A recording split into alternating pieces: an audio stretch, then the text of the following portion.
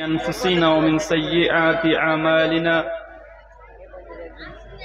من يهده الله فلا مضل له ومن يضلل فلا هادي له وأشهد أن لا إله إلا الله وحده لا شريك له وأشهد أن محمدا عبده ورسوله أما بعد فإن خير الحديث كتاب الله وخير الهدي هدي محمد صلى الله عليه وسلم وشر الأمور محدثاتها وكل محدثة بدعة وكل بدعة ضلالة وكل ضلالة في النار. أعوذ بالله السميع العليم من الشيطان الرجيم من همزه ونفخه ونفسه. يا أيها الناس اتقوا ربكم الذي خلقكم من نفس واحدة وخلق منها زوجها وبث منهما رجالا كثيرا ونساء واتقوا الله الذي تساءلون به والأرحام إن الله كان عليكم رقيبا. يا أيها الذين آمنوا اتقوا الله حق تقاته ولا تموتن إلا وأنتم مسلمون. يا أيها الذين آمنوا اتقوا الله وقولوا قولا سديدا يصلح لكم أعمالكم يغفر لكم ذنوبكم ومن يطع الله ورسوله فقد فاز فوزا عظيما. সম্মানিত, আজকের এই আলোচনা সভার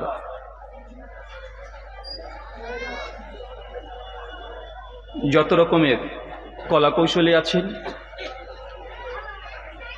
কোলহাল জামি মসজিদের উন্নতিকল্পে পরিচালনা এবং উন্নতিকল্পে আজ 5ই নভেম্বর 2024 আপনারা যে আলোচনা সভার আয়োজন করেছিলেন, মহান সত্তা আল্লাহ সুবহানাহু ওয়া তাআলা আপনাদের এই আলোচনা সভাটিকে কবুল করেছেন।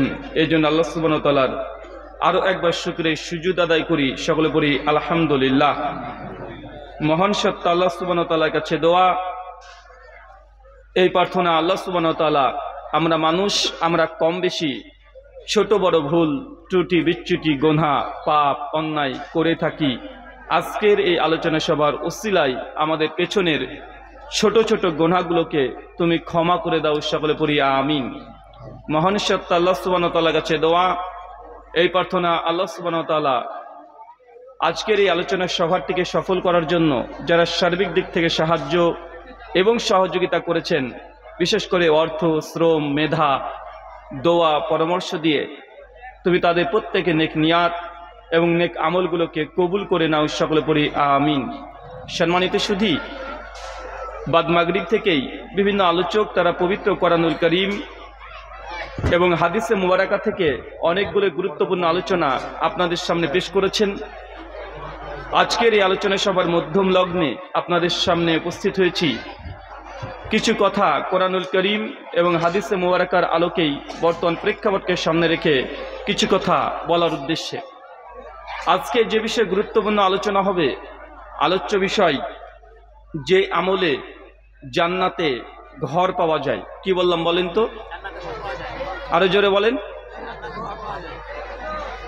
এত আওয়াজ কেন রে ভাই? ওদিকে মেয়েদের মানে পাশে নাকি পেছনে? আচ্ছা আচ্ছা, আলোচ্য বিষয় কি বলেন তো? হয়নি, জোরে বলেন। যে আমলে জান্নাতে ঘর পাওয়া যায়, ইনশাআল্লাহ কোরআন এবং সুন্নাহর আলোকেই বর্তমান প্রেক্ষাপটকে সামনে রেখে কিছু কথা আপনাদের সামনে শেয়ার করব। কারণ আমরা দুনিয়াবী জীবনে যাই করি না কেন, আমাদের মৌলিক যে আশা বা আকাঙ্ক্ষা বা আমাদের উদ্দেশ্য, ডেস্টিনেশন যাই বলেন না কেন, আমাদের উদ্দেশ্য একটাই, আল্লাহ সুবহানাহু ওয়া তাআলাকে রাজি খুশি করে ফাইনাল আমরা যেন জান্নাত যেতে পারি, এটা আমাদের মুখ্য উদ্দেশ্য। এত বড় যে আলোচনা সভা হচ্ছে কেন? শুধুমাত্র কি প্রত্যেক বছরে এলাকাতে হয় এই জন্য আমাকে করতে হবে, না পাড়া গ্রামের মান সম্মান হারিয়ে যাবে এই জন্য? মোটেও নয়। আমরা এই সমস্ত আলোচনা সভাগুলো করছি এটাই আল্লাহ সুবহানাহু ওয়া তাআলার সন্তুষ্টির মাধ্যমে যেন জান্নাতের একটা জায়গা যেন দখল করতে পারি, এই আকাঙ্ক্ষা নিয়ে আমরা সমস্ত কার্যকলাপ করে থাকি। দেখবেন যদি আপনি মনে করেন যে না আমরা ধর্মকর্ম করছি, মানুষ সকলে করে, বয়স হয়ে গেছে, না করলে কেমন দেখায়, অন্য ধর্মের মানুষের মতো যদি মনে করেন, তাহলে আপনি এখন ইসলামটিকে বুঝতে পারেননি। আলোচ্য বিষয় যে আমলে জান্নাতে ঘর পাওয়া যায়। এখন বলেন তো, জান্নাতে কি আসলে ঘর পাওয়া যায়? কে কে মনে করেন যে জান্নাতে ঘর পাওয়া সম্ভব নয়? কেউ এখানে আছেন? হাত তুলতে পারবেন? কেউ কে আছেন যারা মনে করেন যে না এটা আবার কেমন কথা রে বাবা, জান্নাতে আবার ঘর পাওয়া যায় নাকি? আর জান্নাতে যে ঘর আছে, হুজুর বাপু তুমি কিভাবে বুঝলে? আমি কি জান্নাত দেখে এসেছি? উত্তর হচ্ছে না। তো মরার পরে যে জান্নাত আছে, জাহান্নাম আছে, কবর আযাব আছে, পুল সিরাত আছে, এগুলো কে দেখে এসেছে? তাই আমাদের এই কথাতে আপনি বিশ্বাস কেনই বা করবেন? একটা প্রশ্ন আছে না নাই? দেখবেন অনেক মানুষকে আমরা দেখতে পাই, যখন আমরা জান্নাত জাহান্নাম কবর আযাব নিয়ে আলোচনা করি, কবরে আযাবের ভয়ঙ্কর পরিণতির কথা আমরা বলি, জাহান্নামের যে ভয়ঙ্কর পরিণতি হবে এই ঘটনা যখন কোরআন সুন্নাহর আলোকে আমরা বলি, অনেক মানুষের এই অন্তরে সংশয়, এই সংশয় নিয়ে তারা বলে আরে বাবা মানুষ যে মারা গেলে কবরে আযাব হবে, কে দেখে এসেছে? তুমি কি দেখে এসেছো ভাই? কেউ কি দেখে এসেছে? কথা বলেন না। তো আমরা কি কবরে আযাবে বিশ্বাস করি? কথা বলেন, আমাদের বিশ্বাসটা কতটুক? আপনি তো বললেন যে হ্যাঁ আমি বিশ্বাস করি কবরের আযাব, অথচ আমরা দেখি যে আল্লাহর নবী আলাইহিস সালাম যখন কবরের আযাবের হাদিসগুলো বলতেন, সাহাবা রাদিয়াল্লাহু তাআলা আনহুরা তারা ভীত সন্ত্রস্ত হয়ে কাঁদাকাটি শুরু করে দিতেন। আশরে মুবাশশারা জান্নাতের সার্টিফিকেট পেয়ে গেছে, এমনও সাহাবীদেরকে দেখা গিয়েছে জাহান্নামের আযাবের আল্লাহ নবীর মুখ থেকে যখন বাক্য শুনতেন, হাদিস শুনতেন, সাহাবীরা ভয়ে থরথর করে কাঁপতে শুরু করে দিত, তাদের হৃদয়ে ভয় ভীতির সঞ্চার হতো। আমরা একই হাদিস বলি, একই কোরআনের আয়াত বলি, তারপরে আমাদের অন্তরে ভয় তো দূরের কথা। এখানে যদি কোরআন সুন্নাহর আলোকে আমরা আলোচনা করি, দেখেন আশেপাশে চিৎকার চেঁচামেচি চলছে, আশেপাশে চিৎকার চেঁচামেচি চলছে, মানে এটা যা করছে করুক, আমাদের কাজ আমরা করি। আমরা খেতে এসেছি, খাওয়া দাওয়া করে চলে যাবো 120 টাকায় একদম পেট পুরে ভাত, তাদের তো কোনো যায় আসছে না। মানে মানুষকে দেখেন যে মানুষ নিজের গতিতে চলছে, যে তাদেরকে কোরআন বা সুন্নাহর আলোচনা শুনতে হবে এরকম কোনো ধারণা বা তাদের উদ্দেশ্য কোনো কিছুই নেই। 120 টাকা দিয়ে আজকে আমি ডেলিগেটেড পেট পুরে খাবো, এটা তাদের মুখ্য উদ্দেশ্য হয়ে গেছে। আছে না নাই? কথা বলেন, আছে না নাই? আছে। তার জন্য আপনাকে বলছি, আপনি যে বললেন যে হ্যাঁ আমরা আল্লাহকে বিশ্বাস করি, আমরা কবরের আযাবকে বিশ্বাস করি, যদি কবরের আযাবকে সত্যিই আমরা বিশ্বাস করতাম তাহলে আমরা এমন অবস্থা আমাদের হতো না। সহিহ বুখারী কিতাবুল খওফ হাদিস নাম্বার 6488 আল্লাহ নবী বলছেন, আমি মৃত্যুর পর কবরের আযাব, জান্নাত জাহান্নাম, পরকাল, পরমার্থিক জীবন যত ভয়ঙ্কর আমি নবী যা জানি, তোমরা যদি জানতে বেশি বেশি কাঁদতে, কম কম হাসতে। বলেন তো নবী কি বলছে? আমার সঙ্গে কথা বলতে হবে, কথাকে বুঝতে পারলেন? নবী কি বলছে যে মৃত্যুর পর জীবন যে কত ভয়ঙ্কর, মানুষ যদি বুঝতো তারা বেশি বেশি কাঁদতো আর কম কম হাসতো। আজকে আমরা দেখেন দুনিয়াবী জীবনে বেশি হাসছি না বেশি কাঁদছি? আপনার জীবদ্দশাতে এমন কোনো দিন ঘটেছে যে আল্লাহর ভয়ে গভীর রাত্রিতে উঠে একটা চোখের পানি ফেলেছেন, এমন দিন গিয়েছে? কখনো গিয়েছে? আপনার বয়স চাচা 60 বছর আপনার হয়ে গেল, 65 বছর পার হয়ে যাচ্ছে, 50 কভার করে দিয়েছেন 10 বছর আগে, একটা দিন আপনি আল্লাহর ভয়ে ভয়ে ভীত সন্ত্রস্ত হয়ে চোখের পানি একটা ফোঁটা পড়েছে, এমন দিন কি আপনার গিয়েছে? অথচ আল্লাহর নবী বলছে জাহান্নামের আযাব, কিয়ামত যে কত ভয়ঙ্কর, মানুষ যদি জানতো বেশি বেশি কাঁদতো আর কম কম হাসতো। কিন্তু আমরা উল্টো, আমরা করছি কি করছি না? যখন আমরা কবরে আযাবের কথা বলি যে একখানা সাপ আছে, ৭০ খানা মাথা, একবার ছবল মারবে ৭০ বছর ব্যথা পাবে, মানুষ তখন বলছে মনে কার্টুন নাকি এটা? আছেন না? কথা বলেন। যখন আমরা কবরে আযাবের ভয়ে ভয়ে অবস্থার বর্ণনা করি, মানুষ বিশ্বাস করে কি করে না জানি না।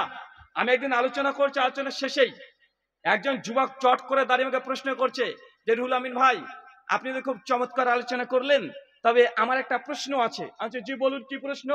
উনি তখন বলছেন যে ভাইজান দেখেন আমি কবরের আযাব টাযাব বিশ্বাস করি না। আমি অবাক হয়ে বললাম কেন ভাইজান? উনি তখন বলছেন যে দেখেন কবরে আযাব প্রসঙ্গে হুজুরা যে হাদিসগুলো বলে যে কবরে আযাব হয়, এত ভয়ঙ্কর আযাব, ডান পাজরে হাড় বাম পাজরের সঙ্গে লেগে যায়, ওই যে সাপে তাকে আঘাত করে, আর কত রকমের আযাব তাকে দেওয়া হয়, কিন্তু আমার ছোট থেকেই অভ্যাস, আমার খুব শখ আমি কবরের আযাব দেখব। আমি যেখানে বাড়ি আছে, আমাদের বাড়ির পাশে একটা মাঠ আছে যেখানে মানুষ ফুটবল খেলে।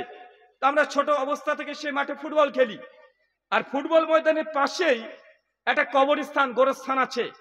তো মাঝে মধ্যে যখন আমরা জোরে করে ফুটবলটা মেরে দিই, তো তাৎক্ষণিক দেখি বলটা গড়তে গড়তে গিয়ে ওই কবরস্থানের মধ্যে তথা কবরের মধ্যে পড়ে যায়। আমাদের যতগুলো বন্ধু আছে কেউ ভয়ে কবরের মধ্যে গিয়ে ওই বলটাকে কুড়াতে যায় না। কিন্তু আমার ইচ্ছা, আমার খুব চেষ্টা যে না, যে কোনো মূল্যে আমি কবরের আযাব দেখব। তো ছোট থেকেই যখন কেউ কবরে নামে না, আমি নিচে কবরে ঝাঁপ দিয়ে নেমে পড়ি এবং বলটাকে তুলি। তোলার সময় কবরের দিকে তাকিয়ে দেখি কই কবরে আযাব তো দেখা যায় না। হুজুরা কত কত কোরআন সুন্নাহর কথা বলে, আমি তো আযাব তো দেখতে পাচ্ছি না, শুধু কিছু হাড় পড়ে আছে, কয়েকটা পিঁপড়া গড়াগড়ি খাই, কোনো আযাব তো দেখা যায় না। অতএব রুহুল আমিন ভাই, আমি কবরের আযাবকে বিশ্বাস করি না। ভাই এমন মানুষ আছে না নাই? এমন মানুষ আছে না ভাইজান? মুখে বলছে বিশ্বাস করি, কিন্তু হৃদয়ে অন্তরে নিগুড় বিশ্বাস, নিষ্কলুষ বিশ্বাস, নিরন্তর বিশ্বাস এটা আমাদের অন্তরে নেই। তো যুবক যখন বলল, তাকে সহজ একটা উত্তর, বা আপনারা স্বপ্ন দেখেন? এই ভাই এত জোরে কেন রে ভাই? কাকে ফোন করছো? আরে সর্বনাশ ভাই, আপনারা স্বপ্ন দেখেন? হ্যাঁ, আচ্ছা কে কে স্বপ্ন দেখেন একটু হাত তোলেন তো। আরো এই কজন স্বপ্ন দেখেন? আরে ভাই টাকা পয়সা চাচ্ছে আপনাদের কাছে, মানে হাত তুলবেন তো আপনাদের এত অলসতা। আচ্ছা নামান। আমার আলোচনাতে গজল পাবেন না, আমার আলোচনাতে সুর পাবেন না, টোন পাবেন না। এই যে কাটা কাটা কথাগুলো বলছি, এগুলো আমার আলোচনা। ইনশাল্লাহ আমার পরে এবং আমার আগে শেখ মাশেক তারা কোরআন সুন্নাহর কথাগুলো সুন্দরভাবে কোকিল কণ্ঠে তারা আলোচনা করে দিয়ে গেছেন। মাঝখানে একটু সাদা মাটা খসখসে আলোচনা শোনেন। আমার আলোচনাতে কোনো সুর বা গজল কিছুই পাবেন না, এই কাটা কাটা কথাগুলো পাবেন কোরআন হাদিসের আলোকে। তার জন্য ভাবিয়েন না হুজুর কি আবার ওয়াজ কেন শুরু করছে না, কখন ওয়াজ শুরু করবে। মানে এক জায়গায় আলোচনাতে গিয়েছি, তো প্রায় আধা ঘন্টা 40 মিনিট আলোচনা হয়ে গেছে, আমি কথা বলে চলে যাচ্ছি এইভাবে কোরআন হাদিসের কথা। মানুষ ভাবছে কি ব্যাপার, হুজুর তো এখনো ওয়াজই শুরু করলো না, কখন শুরু করবে অপেক্ষায় আছে।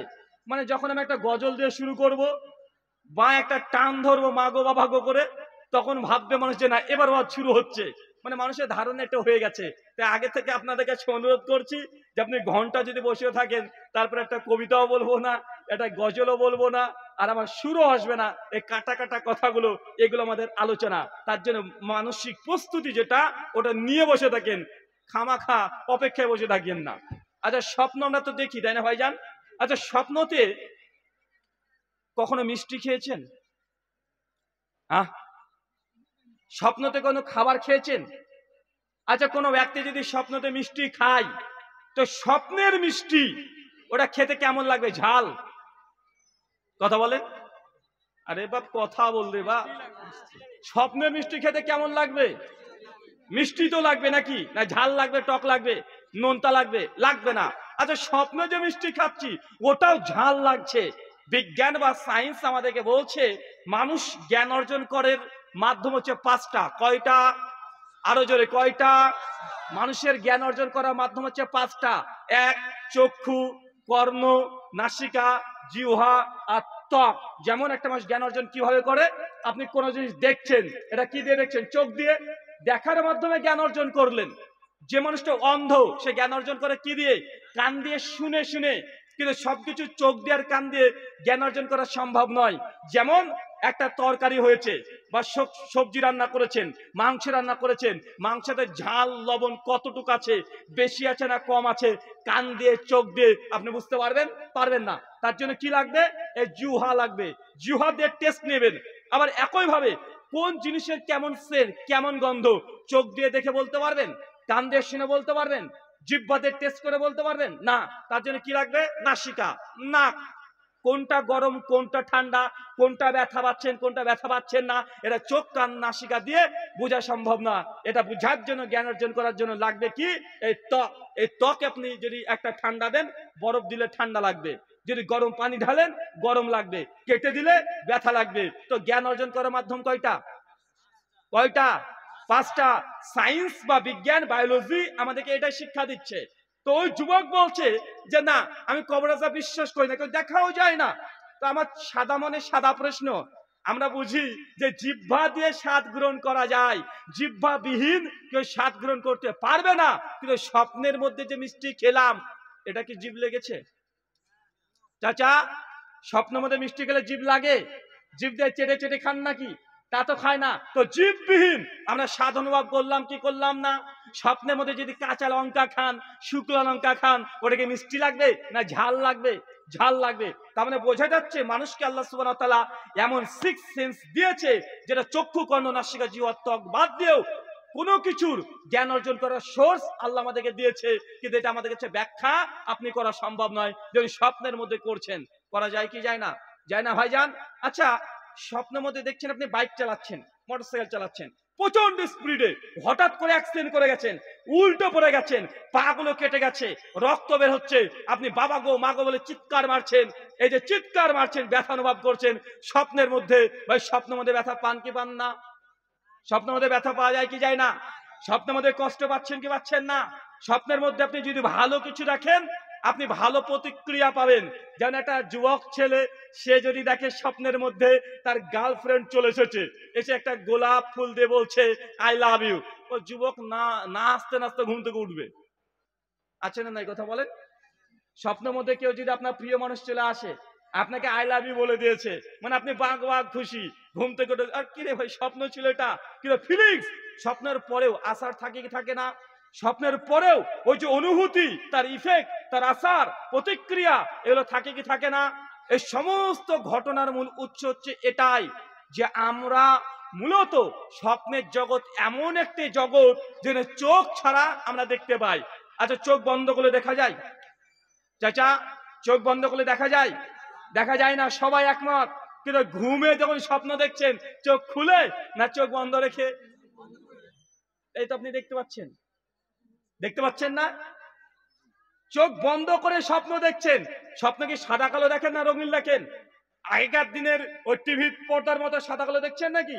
না, সেম রিয়েল লাইফের মতো, বাস্তবতার মতো স্বপ্নের মধ্যে আপনি পুরো ফিলিংস আপনি অনুভব করতে পারছেন। আরে স্বপ্ন তো দেখেন, তো দেখেন কতজন স্বপ্ন দেখে এতই মজে যায় যে দোষ পর্যন্ত হয়ে যায়। আসে না ভাইজান? তার মানে এখান থেকে বোঝা গেল জ্ঞান অর্জন করা শুধু আমাদের পাঁচটা মাধ্যম না, এমন একটা মাধ্যম আছে যেটার ব্যাখ্যা আমাদের কাছে নাই।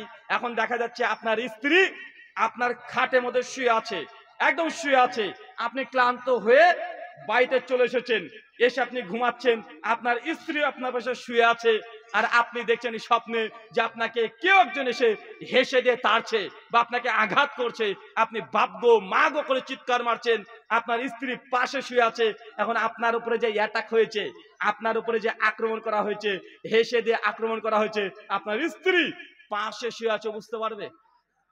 আপনি যে ব্যথা পাচ্ছেন, ভয় পাচ্ছেন, চিৎকার মারছেন, আপনার স্ত্রীর পাশে বসে আছে, ও কি বুঝতে পারবে?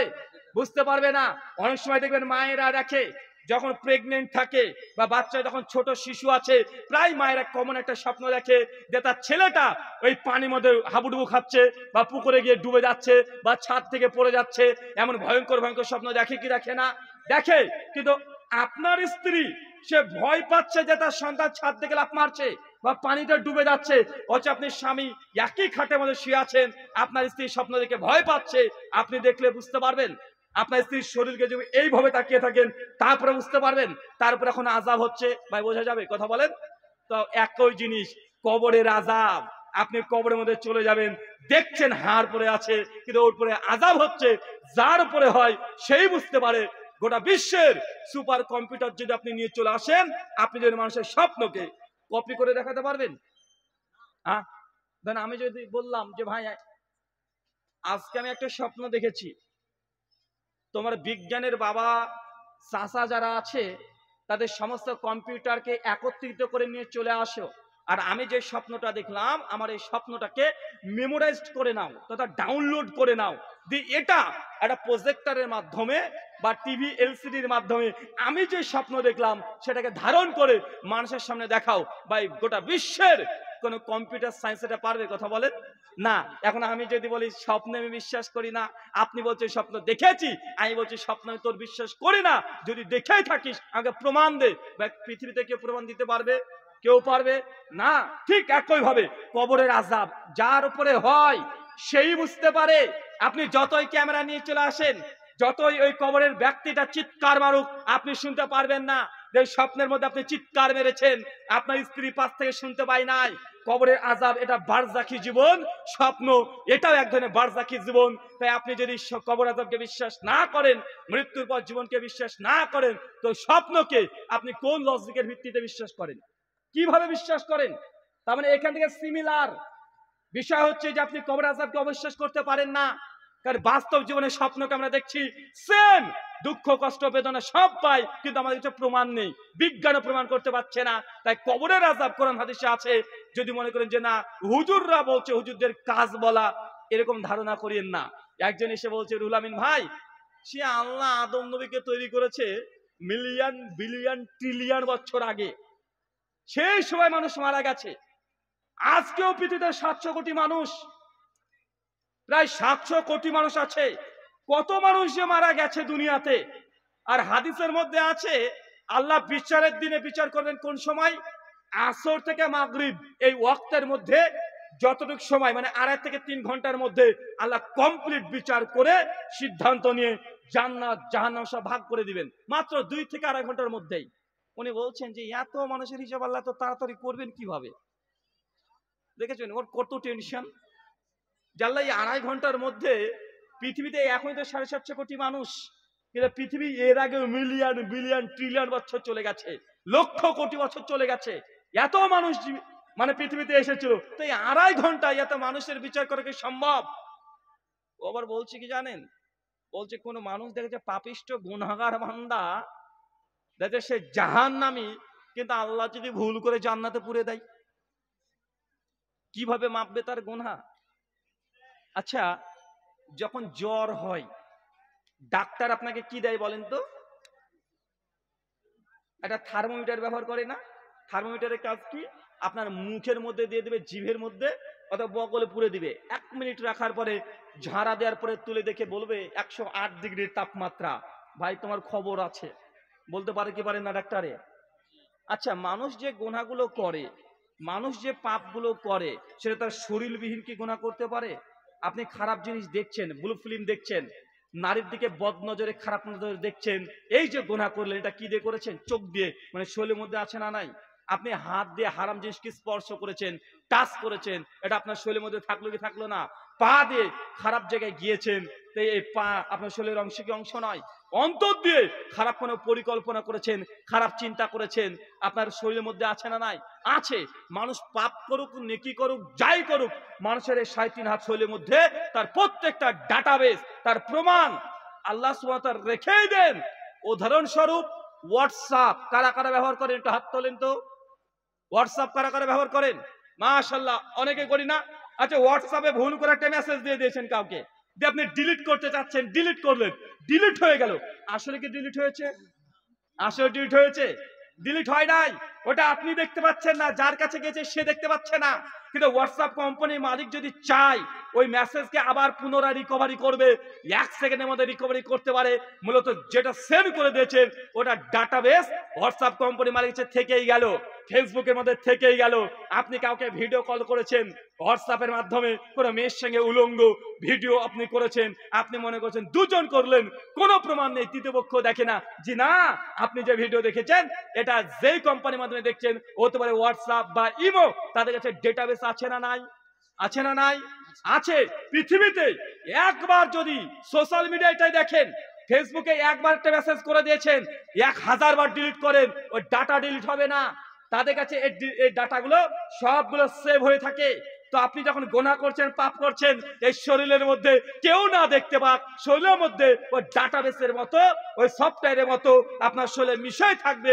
কিয়ামতের মাঠে যদি আল্লাহ সুবহানাহু ওয়া তাআলা একটা থার্মোমিটারের মতো মেশিন তৈরি করে, ছোট্ট একটা মেশিন থার্মোমিটারের মতো, দিয়ে আপনার মুখে অথবা পিছনে যদি গুজে দেয়, আর 1 মিনিট পর বের করে যে বলছে দেখ তোর পাপ আছে কত, তোর পাপ কত আছে বলে দিল, যেখানে তোর প্রায় 95% পাপ আছে আর 5% নেকি করেছিস, ভাই বলতে পারবে কি পারবে না? বলতে পারবে কি পারবে না? দুনিয়াতে মানুষ যদি থার্মোমিটার দিয়ে মানুষের তাপমাত্রা মেপে দেয়, আল্লাহ মানুষের পাপ পুণ্য নেকি গুনাহ মাপার যন্ত্র আবিষ্কার করতে পারবে না? আল্লাহ তো গোটা সৃষ্টি জগৎকে রচনা করেছেন। বাদিউস সামাওয়াতি ওয়া মা ফিল আরদ, তিনিই প্রথম আসমান জমিনকে সৃষ্টি করেছেন, আর তিনি এই ছোট্ট একটা পাপ মাপার যন্ত্র আল্লাহ আবিষ্কার করতে পারবে না? আপনি কি মনে করছেন নাকি এটা অন্য ধর্মের আল্লাহ এরকম কিছু মনে করছেন নাকি? জি না, আল্লাহ সুবহানাহু ওয়া তাআলা আসমান জমিনকে সৃষ্টি করেছেন, আপনাকে সৃষ্টি করেছেন, আমাকে সৃষ্টি করেছেন। আল্লাহ পাপ মাপতে একটা সেকেন্ড সময় লাগবে না। সেই দিন আল্লাহ এমন যন্ত্র আবিষ্কার করবে, আমি এমনটা বলছি না, মানে যুক্তি দিয়ে লজিক দিয়ে আপনি যদি বোঝার চেষ্টা করছেন, আপনাকে তার জন্য বলছি আল্লাহ ছোট্ট একটা যন্ত্র দিয়ে শরীরের মধ্যে ঢুকে যদি দেয়, আর কতটুকু পাপ করেছেন কত পুণ্য করেছেন, এটা কি 1 ঘন্টা সময় লাগবে? কতটুকু সময় লাগবে? 1 মিনিটের সময় লাগবে না, কারণ প্রত্যেকটা ডেটাবেস আপনার শরীরের মধ্যেই আছে। আল্লাহ সুবহানাহু ওয়া তাআলা তুমি আমাদেরকে কথাগুলো বোঝার তৌফিক দান করো, সকলে পড়ি আমিন। আজকের আলোচ্য বিষয়, যে আমলে জান্নাতে ঘর পাওয়া যায়। আচ্ছা, কোরআন হাদিসে 3 জন ব্যক্তি আছে, কয়জন? চাচা আরো জোরে, কয়জন? 3 জন ব্যক্তির কথা কোরআন হাদিসে পাওয়া যায়, যারা আগে থেকেই জান্নাতে আল্লাহ সুবহানাহু ওয়া তাআলা ঘর দিয়ে দিয়েছেন, অলরেডি পেয়ে গেছে। জীবিত অবস্থায় দুনিয়াতেই ছিল, চলাচল করছিল, হেঁটে বেড়াচ্ছিল, অথচ আল্লাহ সুবহানাহু ওয়া তাআলা তাদের আমল দেখে আল্লাহ সুবহানাহু ওয়া তাআলা খুশি হয়ে আগে থেকে জান্নাতে ঘর দিয়ে দিয়েছে। কয়জন? 3 জন। কেউ নাম বলতে পারবেন? 1 জন 2 জন, এই ওইভাবে না, 1 জন 2 জন 3 জন 4 জন। আমার এই আলোচনা আগে ফেসবুক থেকে শুনেছেন নাকি? হ্যাঁ, ও শুনেছেন, তাই না? মাশাআল্লাহ, আপনারা শুনেছেন নাকি? আচ্ছা, এখন ওয়ার্ল্ড হচ্ছে, গোটা বিশ্ব হচ্ছে একটা গ্রামের মতো। গোটা ওয়ার্ল্ড কি একটা ভিলেজ, গ্রামের মতো। আব্দুর রাজ্জাক বিন ইউসুফ কালকে কি বক্তব্য দিচ্ছে আমরা এখান থেকে এখনই শুনতে পাবো, মানে এখনই শুনতে পাবো, পাবো না ভাইজান? উনি বক্তব্য দিচ্ছেন রাজশাহী। ডক্টর জাকির নায়েক পাকিস্তানে আলোচনা করছে, আমরা ঘরের মধ্যে বসে বসে শুনতে পাচ্ছি। এখন বর্তমান খুব সহজ না ভাইজান? দিনের জ্ঞান অর্জন করা খুব সহজ নয়? খুবই সহজ। আচ্ছা, যে মাছ থেকে উঠেছিলেন 3 জন ব্যক্তির নাম বলতে পারবেন? হ্যাঁ, পারবেন তো? দাঁড়ান তো একজন।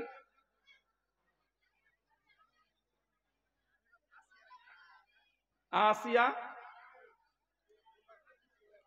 ওমর বিন খাত্তাব, খাদিজা রাদিয়াল্লাহু তাআলা আনহা। বসেন। চাচা পেছন থেকে কেউ বলতে পারবেন? যারা 50 প্লাস করেছেন, কেউ আছেন পেছনে? আরে আমাদের চাচা গেলা কি ব্যাপার, ঘুমাচ্ছে নাকি? চাচা বলেন। 3 জন ব্যক্তিকে জান্নাতে আল্লাহ সুবহানাহু ওয়া তাআলা ঘর দেবেন, এটা আল্লাহ নিশ্চিত করে দিয়েছেন, কনফার্ম হয়ে গেছে। যেমন রেল স্টেশনের টিকিট যেমন কনফার্ম করে নেন আগে থেকে, আল্লাহ এইভাবে কনফার্ম করে দিয়েছে অলরেডি। 3 জন ব্যক্তি, ওনারা 3 জনের নাম বলেছে অলরেডি। আপনাদের মধ্যে কেউ বলতে পারবেন? কি ব্যাপার, এত কথা বলে না কেন রে ভাই? কেউ আজকে কি এলাকায় গ্রামে কেউ মারা টারা গেছে নাকি আপনাদের? হ্যাঁ, পাশে গ্রামে মারা গেছে, ওই জন্য কষ্টে আছেন নাকি আপনারা? শোক পালন করছেন নাকি? মানে এত জোর করছি কথা বলার জন্য, তারপরে আপনার কথা কেউ বলছেন না। আমি তো অবাক হচ্ছি যে এতবার করে বলছি কথা বলেন, কথা বলছেন, বলছে কেউ মারা গেছে, খুব কষ্টে আছে। আরে ভাই বল রে বাপ, 3 জন ব্যক্তি জান্নাতে আগে থেকে ঘর পেয়েছে, এরকম 3 জন ব্যক্তির নাম পেছন থেকে একজন বলেন তো। ভুল হলে বলেন না, সমস্যা কোথায়? আপনি বলবেন, বলেন তো। ওমর বিন খাত্তাব, আসিয়া, ফাতিমা। মাশাআল্লাহ, এই তো 3টে নাম বলে দিয়েছে, কিন্তু ভুল হয়েছে। কি হয়েছে? ভুল হয়েছে, বলতে তো পেরেছে। আচ্ছা, পেছন থেকে কি একজন বলতে পারবেন? আরে বলেন।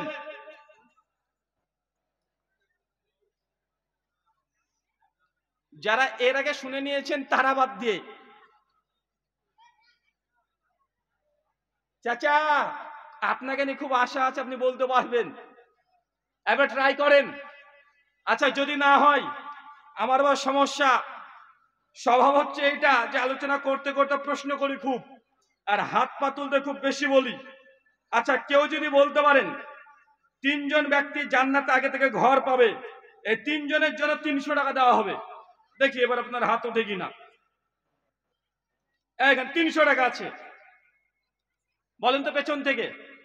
আর 50-এর ঊর্ধ্বে কেউ যদি বলতে পারে, 50 বছরের ঊর্ধ্বের মানুষ মানে চাচা যান, তাকে 500 টাকা দেবো ইনশাআল্লাহ। কিন্তু তিনজনের নাম বলতে হবে পেছন থেকে। কে বলতে পারবেন? এখন 300 টাকা আছে। এর আগে আলোচনা করেছিলাম কোথায় ওটা, ওখানে দুজন মানুষ বলে দিয়েছিল আর আমার 300-600 টাকা নিয়ে নিয়েছিল। তো আমিও চাচ্ছি এই টাকাটা আপনাদেরকে দিয়ে যেতে। 300 টাকা দেওয়া হবে। কে বলতে পারবেন? তিনজন ব্যক্তি জান্নাতে ঘর পেয়ে গেছে। আরে ভুল বল না রে বাপ, তবু তো বল। কি শেখ, এরা বলবে না? 300 টাকাতেও হবে না? চাচা জানেন না এটা কথা হলো? আমার চাইতে আপনি ওয়াজ বেশি শুনেছেন। জুমার খুতবা আহলুল হাদিস সমাজে প্রত্যেক জুমাতে অন্তত মাতৃ জবানে খুতবা দেওয়া হয়। অন্যান্য সোসাইটির সমাজের চাইতে আহলে হাদিস সমাজের সোসাইটির মানুষগুলো তারা কোরআন হাদিস বেশি জানে। জানে কি জানে না কথা বলেন? অন্যজন আছে ওরা পীরের কেচ্চা কাহিনী নিয়ে বসে আছে। ওই আল্লাহর ওলি এই করেছে, গলি এই করেছে, আমার বড় হুজুর এই করেছে, মাইজি হুজুর এই করেছে, এ হাসান বসরি এই করেছে, রাবিয়া বসরি পানির তলাতে ভাসছিল, কে আকাশে উড়ছিল। এইসব কেচ্চা কাহিনীগুলো তাদের মধ্যে বেশি দেখা যায়। কিন্তু আহলে হাদিস সমাজ তা নয়, তারা কোরআন হাদিসের কথা বেশি জানে। আরে ভাই পেছন থেকে বলতে পারবেন? হ্যাঁ বলতে পারবে? বাড়ি কোথায়? এখানে বাড়ি? আগে বক্তব্য শুনেছো নাকি? আমার বক্তব্য শুনেছো নাকি? হ্যাঁ, মানে এই 3টে প্রশ্ন আমি করেছিলাম এক জায়গায় তো মালদাতে, ওটা আবার সোশ্যাল মিডিয়া থেকে। কি আমি টাকাটা নিব? হ্যাঁ তাও বলো। আচ্ছা কি ব্যাপার রে ভাই, বলো তো দেখি তিনজনের নাম। হ্যাঁ হ্যাঁ,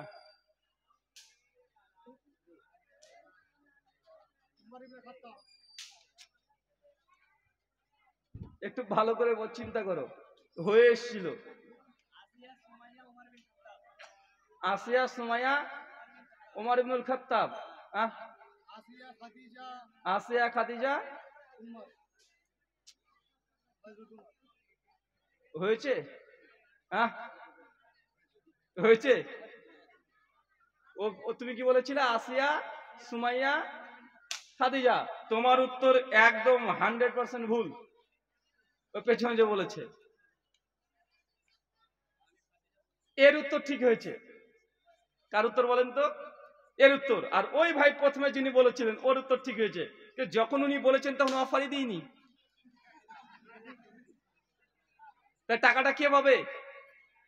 হ্যাঁ কে পাবে ভাইজান? এ পাবে না? তুমি চলে আসো।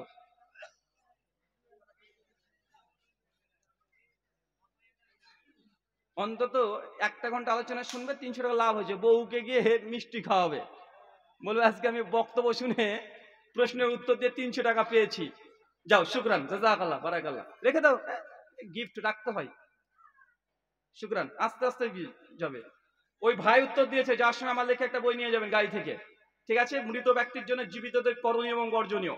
বাবা মা মারা গেলে ছেলে মেয়ে হিসাবে আপনি কি কি আমল করবেন যাতে আপনার পিতা মাতার উপকার হয়, আর কোন কোন আমলগুলো করবেন না। 17 খানা আমল করা জায়েজ, আর সমাজে প্রায় 20 খানা আমল আছে যেগুলো করা হয় অথচ সেগুলো বিদআত করলে গোনা হয়। ওই বইটা আমি বলে দেবো ড্রাইভারকে, ইনশাআল্লাহ দেখা করবেন, দিয়ে দেবো। চাচা এই যে একটু আগে বললো 3 জন ব্যক্তিকে আল্লাহ সাথে জান্নাতে ঘর দেবে, এবার মনে হয়েছে? কি বললো মনে আছে? এরে ভাই কথা বল রে ভাই। হ্যাঁ না কিছু মুখ তো খুলবি রে বাপ। মনে আছে তো? কি কি বলেন তো এবার জোরে সবাই বলেন একসঙ্গে। শুনতে পান নাই? 1 আসিয়া, কি নাম বললাম? আসিয়া। 2 হচ্ছে খাদিজা, আর 3 হচ্ছে ওমর ইবনুল খাত্তাব। প্রথম ব্যক্তি আসিয়া, তার ব্যাপারে কোরআনের আয়াত এসেছে সূরা তাহরিম 66 আয়াত নাম্বার 11-তে। আল্লাহ সুবহানাহু ওয়া তাআলা আসিয়া যে জান্নাতে ঘর পাবে কোরআনের আয়াতের মধ্যে এই মেনশন করে দিয়েছে। মুসনাদে আবি আলা হাদিস নাম্বার 1841, শেখ আলবানী সনদ হাসান বলেছেন, আবু হুরায়রা বলছেন, যখন প্রথম আসিয়া যখন নবী মুসা আলাইহিস সালামের দাওয়াতকে গ্রহণ করে নিলেন, এক আল্লাহকে বিশ্বাস করে নিলেন, সেই সময় ফেরাউন যখন এই খবরটা শুনতে পেয়েছে, তার স্ত্রীকে জেলখানায় বন্দি রেখে দিয়েছিল একদম। প্রতিদিন সকালবেলায় সন্ধ্যাবেলায় 100-200 করে বেত্রাঘাত করা হতো।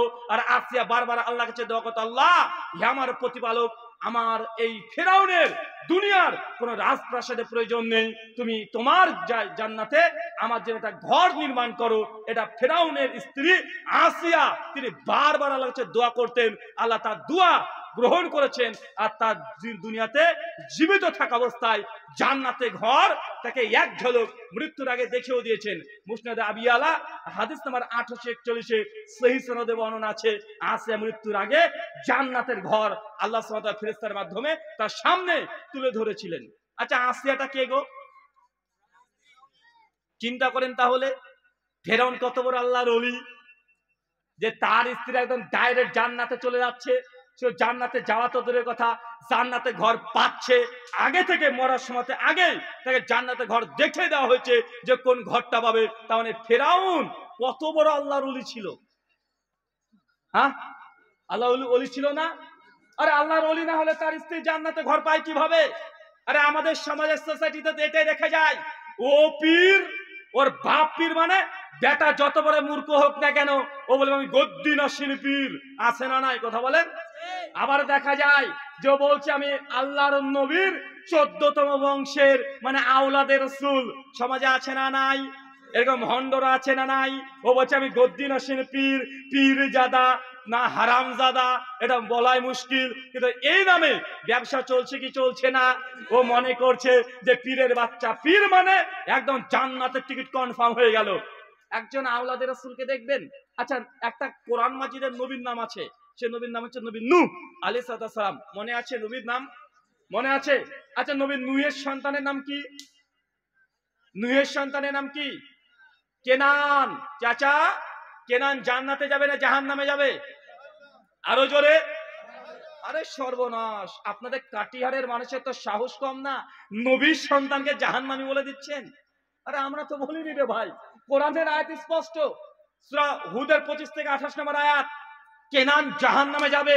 কেনানের বাপের নাম কি? নবী নূহ আলাইহিস সালাম। নবীর সন্তান হওয়ার পরেও জাহান্নামে যাচ্ছে। মানে এই যে কেনানকে দেখছেন, এ আওলাদের রাসূল, নবীর ডাইরেক্ট সন্তান, তারপরে জান্নাত তো দূরের কথা, জাহান্নামে যেতে হচ্ছে। ঘটনা উল্টে যাবে। দুনিয়াতে আরেকজন নবী এসেছিল, তার নাম নবী ইব্রাহিম আলাইহিস সালাম। এই নামটা শোনা আছে? ইব্রাহিম নবীর নাম জানা আছে? চাচা, ইব্রাহিমের বাপের নাম কি? আরো জোরে। আজর। এখন বলেন তো, আজর জান্নাত না জাহান্নাম? আরে সর্বনাশ, কত ক্ষমতা গো আমাদের! নবী ইব্রাহিম এত বড় নবী, তার বাপ জাহান্নাম। এখানে কি সন্তান নূহ, বাপ নবী, বেটা জাহান্নাম। আর এখানে বেটা নবী, বাপ কোথায়? জাহান্নাম। চিন্তা করতে পারছেন? কিন্তু আমাদের সমাজে যে পীরের নামে বদমাইশি চলছে, এই পীরের দরগা, মাজার পূজা, কবর পূজা, খাম্বা পূজা, পীরের পায়ে গিয়ে চুমু দিয়ে পাটা পরিষ্কার করে দেওয়া, সিজদা দেওয়া, বাতি দেওয়া, এগুলো চলছে কি চলছে না সমাজে? চলছে না ভাই? র্যান্ডাম চলছে, প্রচুর পরিমাণে চলছে। আর বলছে কি আমি গদ্দি নসীন পীর, আমি পীরের বাচ্চা পীর, আমি আওলাদের রাসূল। এইসব সমাজে আছে না ভাইজান? আরে নবীর সন্তান হওয়ার পরেও জাহান্নাম, নবীর বাপ হওয়ার পরেও জাহান্নাম, তুমি কোথাকার পীর? এটা জান্নাত? বাংলাদেশে একজন পীর ছিল, কয়েক বছর আগে দেখবেন তার ভিডিও ইউটিউবে মজুদ আছে এখনো। ওর নাম হচ্ছে দেওয়ানবাগী পীর। নাম কি? দেওয়ানবাগী পীর। মানে ওর শরীরটা মোটামুটি, আমাকে যা দেখছেন আরো দুজন এদিকে লাগিয়ে দেন, আরো দুইজন, মোটা দুইজন দিলেও মনে হবে না, এইরকম একদম ভরি নিয়ে বসে থাকে। কয়েক বছর আগে যখন রোহিঙ্গা মুসলিমদের উপরে নির্যাতন করা হচ্ছিল, সেই সময় পীরকে গিয়ে তার মুরিদরা বলছে যে শেখ, এখন তো রোহিঙ্গা মুসলিমদের উপরে নির্যাতন করা হচ্ছে, আমাদের মুসলিমদের করণীয় কি? পীর তখন বলছে গত রাত্রিবেলাতে আমার আল্লাহর সঙ্গে কথা হয়েছে, আল্লাহ বলেছেন ইন্নাল্লাহা মা সাবিরিন, তুই ধৈর্য ধর, আমি তোর সঙ্গে যাচ্ছি। কথা বুঝতে পারলেন না? আল্লাহর সঙ্গে নাকি মিটিং করেছে বেটা। এই পীরের বাচ্চা আল্লাহর সঙ্গে কি করেছে? মিটিং করেছে। মাঝে মধ্যে আল্লাহর সঙ্গে দিদার করে। অবাক করা কথা। একটা বই পড়ছিলাম, বইটার নাম ফাজাইলে আমল। ফাজাইলে সালাত অধ্যায়ের 167 নম্বর পৃষ্ঠায় লেখা আছে, ইমামে আজম আবু হানিফা রাহিমাহুল্লাহ তিনি আল্লাহকে 99 বার দেখেছেন। কতবার? কতবার? আরো জোরে কতবার? 99 বার, 99 টাইমস আল্লাহকে সে দেখেছে। যারা হানাফি মাযহাব মানে তারা, আমি কারো বদনাম করছি না, তাদের বই লেখা আছে। আর যারা শাফি মাযহাব মানে তারা আবার কম না, ওই যে তোদের ইমাম 99 বার, আমাদের ইমাম শাফি, আমাদের ইমাম কতবার আল্লাহকে দেখেছে জানিস? তাবাকাত শাফি প্রথম খণ্ড 167 পৃষ্ঠায় তারা লিখেছে, আমাদের ইমাম শাফি তিনি একবার দুইবার নয় আল্লাহকে দেখেছেন 100 বার। সেঞ্চুরি করে নিয়েছে। তোর ইমাম 99 বার, আমার ইমাম 100 বার। আজ যারা পীর মানে ওই সুফিবাদে বিশ্বাসী যারা, তাদের একজন সুফি আছে, নাম হচ্ছে বায়েজিদ বুস্তামি। নাম কি? বায়েজিদ বুস্তামি।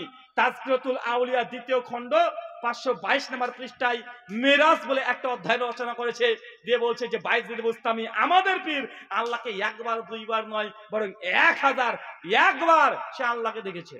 চিন্তা করেছেন? কেউ বলছে 99 বার, কেউ বলছে 100 বার, কেউ বলছে 1001 বার। আমার প্রশ্ন যে তোমার পীর সাহেব এতবার আল্লাহকে প্রতিদিন ডেলি ডেলি দেখছে, আসলে আল্লাহকে কি দেখা যায়? হ্যাঁ, আল্লাহকে দেখা সম্ভব? অনেকে হয়তো জানেন না, আমার বাবা প্রথমত হিন্দু ছিল, আমরা ফার্স্ট জেনারেশন, আমরা মুসলিম। আর আমি 2012 পর্যন্ত এই দিনের লাইনে ছিলাম না, আমার পরিবারে কেউই ছিল না। তো 2012-র আগে খুব মনে পড়ে, যখন মাধ্যমিক দিয়েছি 2009, দেখে মনে হচ্ছে যে বয়স আমার 40-45 হবে। অত বছর না, 1992, 15 মে আমার ডেট অফ বার্থ। তো আমি সমাজে মাধ্যমিকের সময় কিংবা মাধ্যমিকের পরে, যেহেতু আমার বাবা হিন্দু ছিল, আমার বাড়িতে এখন আমার পিসি মাসি সবাই আসে, তারা হিন্দু ধর্ম পালন করে। মাঝে মধ্যে আমাদের বাড়িতে আসে, বেড়াতে আসে, ঘুরতে যাই, আমরা মাঝে মধ্যে তাদের বাড়িতে যাই। তাদের সঙ্গে সম্পর্ক নষ্ট হয়নি, আছে যতটুকু দরকার, ওষুধের মতো যতটুকু প্রয়োজন ততটুকু সম্পর্ক রাখা হয়েছে। তা আমার খুব মনে আছে যে পিসির সঙ্গে একবার ছোটবেলাতেই আমি, আমাদের বাড়ি যেখানে সেটা মুর্শিদাবাদ, আমার বাড়ির 2 কিলোমিটার পরে নদী শুরু হয়ে যায়। ওখানে হুগুল বাড়িয়া বলে একটা জায়গা আছে, একসঙ্গে দুর্গাপূজা কালী পূজা দুটো পুজো একসঙ্গে হয় একটা বট গাছের নিচে। তো প্রচলিত আছে এখানে কালী যেটা আছে সেটা হচ্ছে জাগ্রত দেবী। কালীর কিন্তু অনেকগুলো কোয়ালিটি আছে। একটা কুচকুচে কালো একটা কালী দেখেন না, হ্যাঁ, আর একটা নীল বর্ণের কালী আছে না ভাইজান? কুচকুচে যে কালী ওটাকে বলে শ্মশান কালী, অষ্টাত্তরের সাথে নামাবালি। আর যেটা কিছুদিন আগে ঘটে গেল যে কালী পূজা, ওটা তুমি কুচকুচে কালো পাবেন না, ওটা কি পাবেন? নীল কোয়ালিটির শ্যামা কালী। কি কালী? শ্যামা কালী। তো ওইখানে যেটা আছে সেটা হচ্ছে শ্মশান কালী, ওকে বলা হয় জাগ্রত দেবী। ওখানকার পণ্ডিতের দাবি যে পণ্ডিত মাঝে মধ্যে মা কালীর সঙ্গে কথা বলে, মা কালী নাকি মাঝে মধ্যে দর্শন করে, বিশ্বরূপ তাকে দর্শন করে দেয়, সে নাকি তার এই কালী পূজাকে স্বয়ং ভগবানকে দেখে নেয়। তা আমারও খুব শখ ছিল, শুনেছি এখানে নাকি কালীকে দেখা যায়। আমিও গেছি পিসির সঙ্গে, বারবার বলে পিসি কালী কখন জাগবে, কখন কথা বলবে দেখবো। আমার পিসি দেখছি যে সন্দেশ নিয়ে হাতে দিচ্ছে, আজ কখন খাবে আমি দেখবো।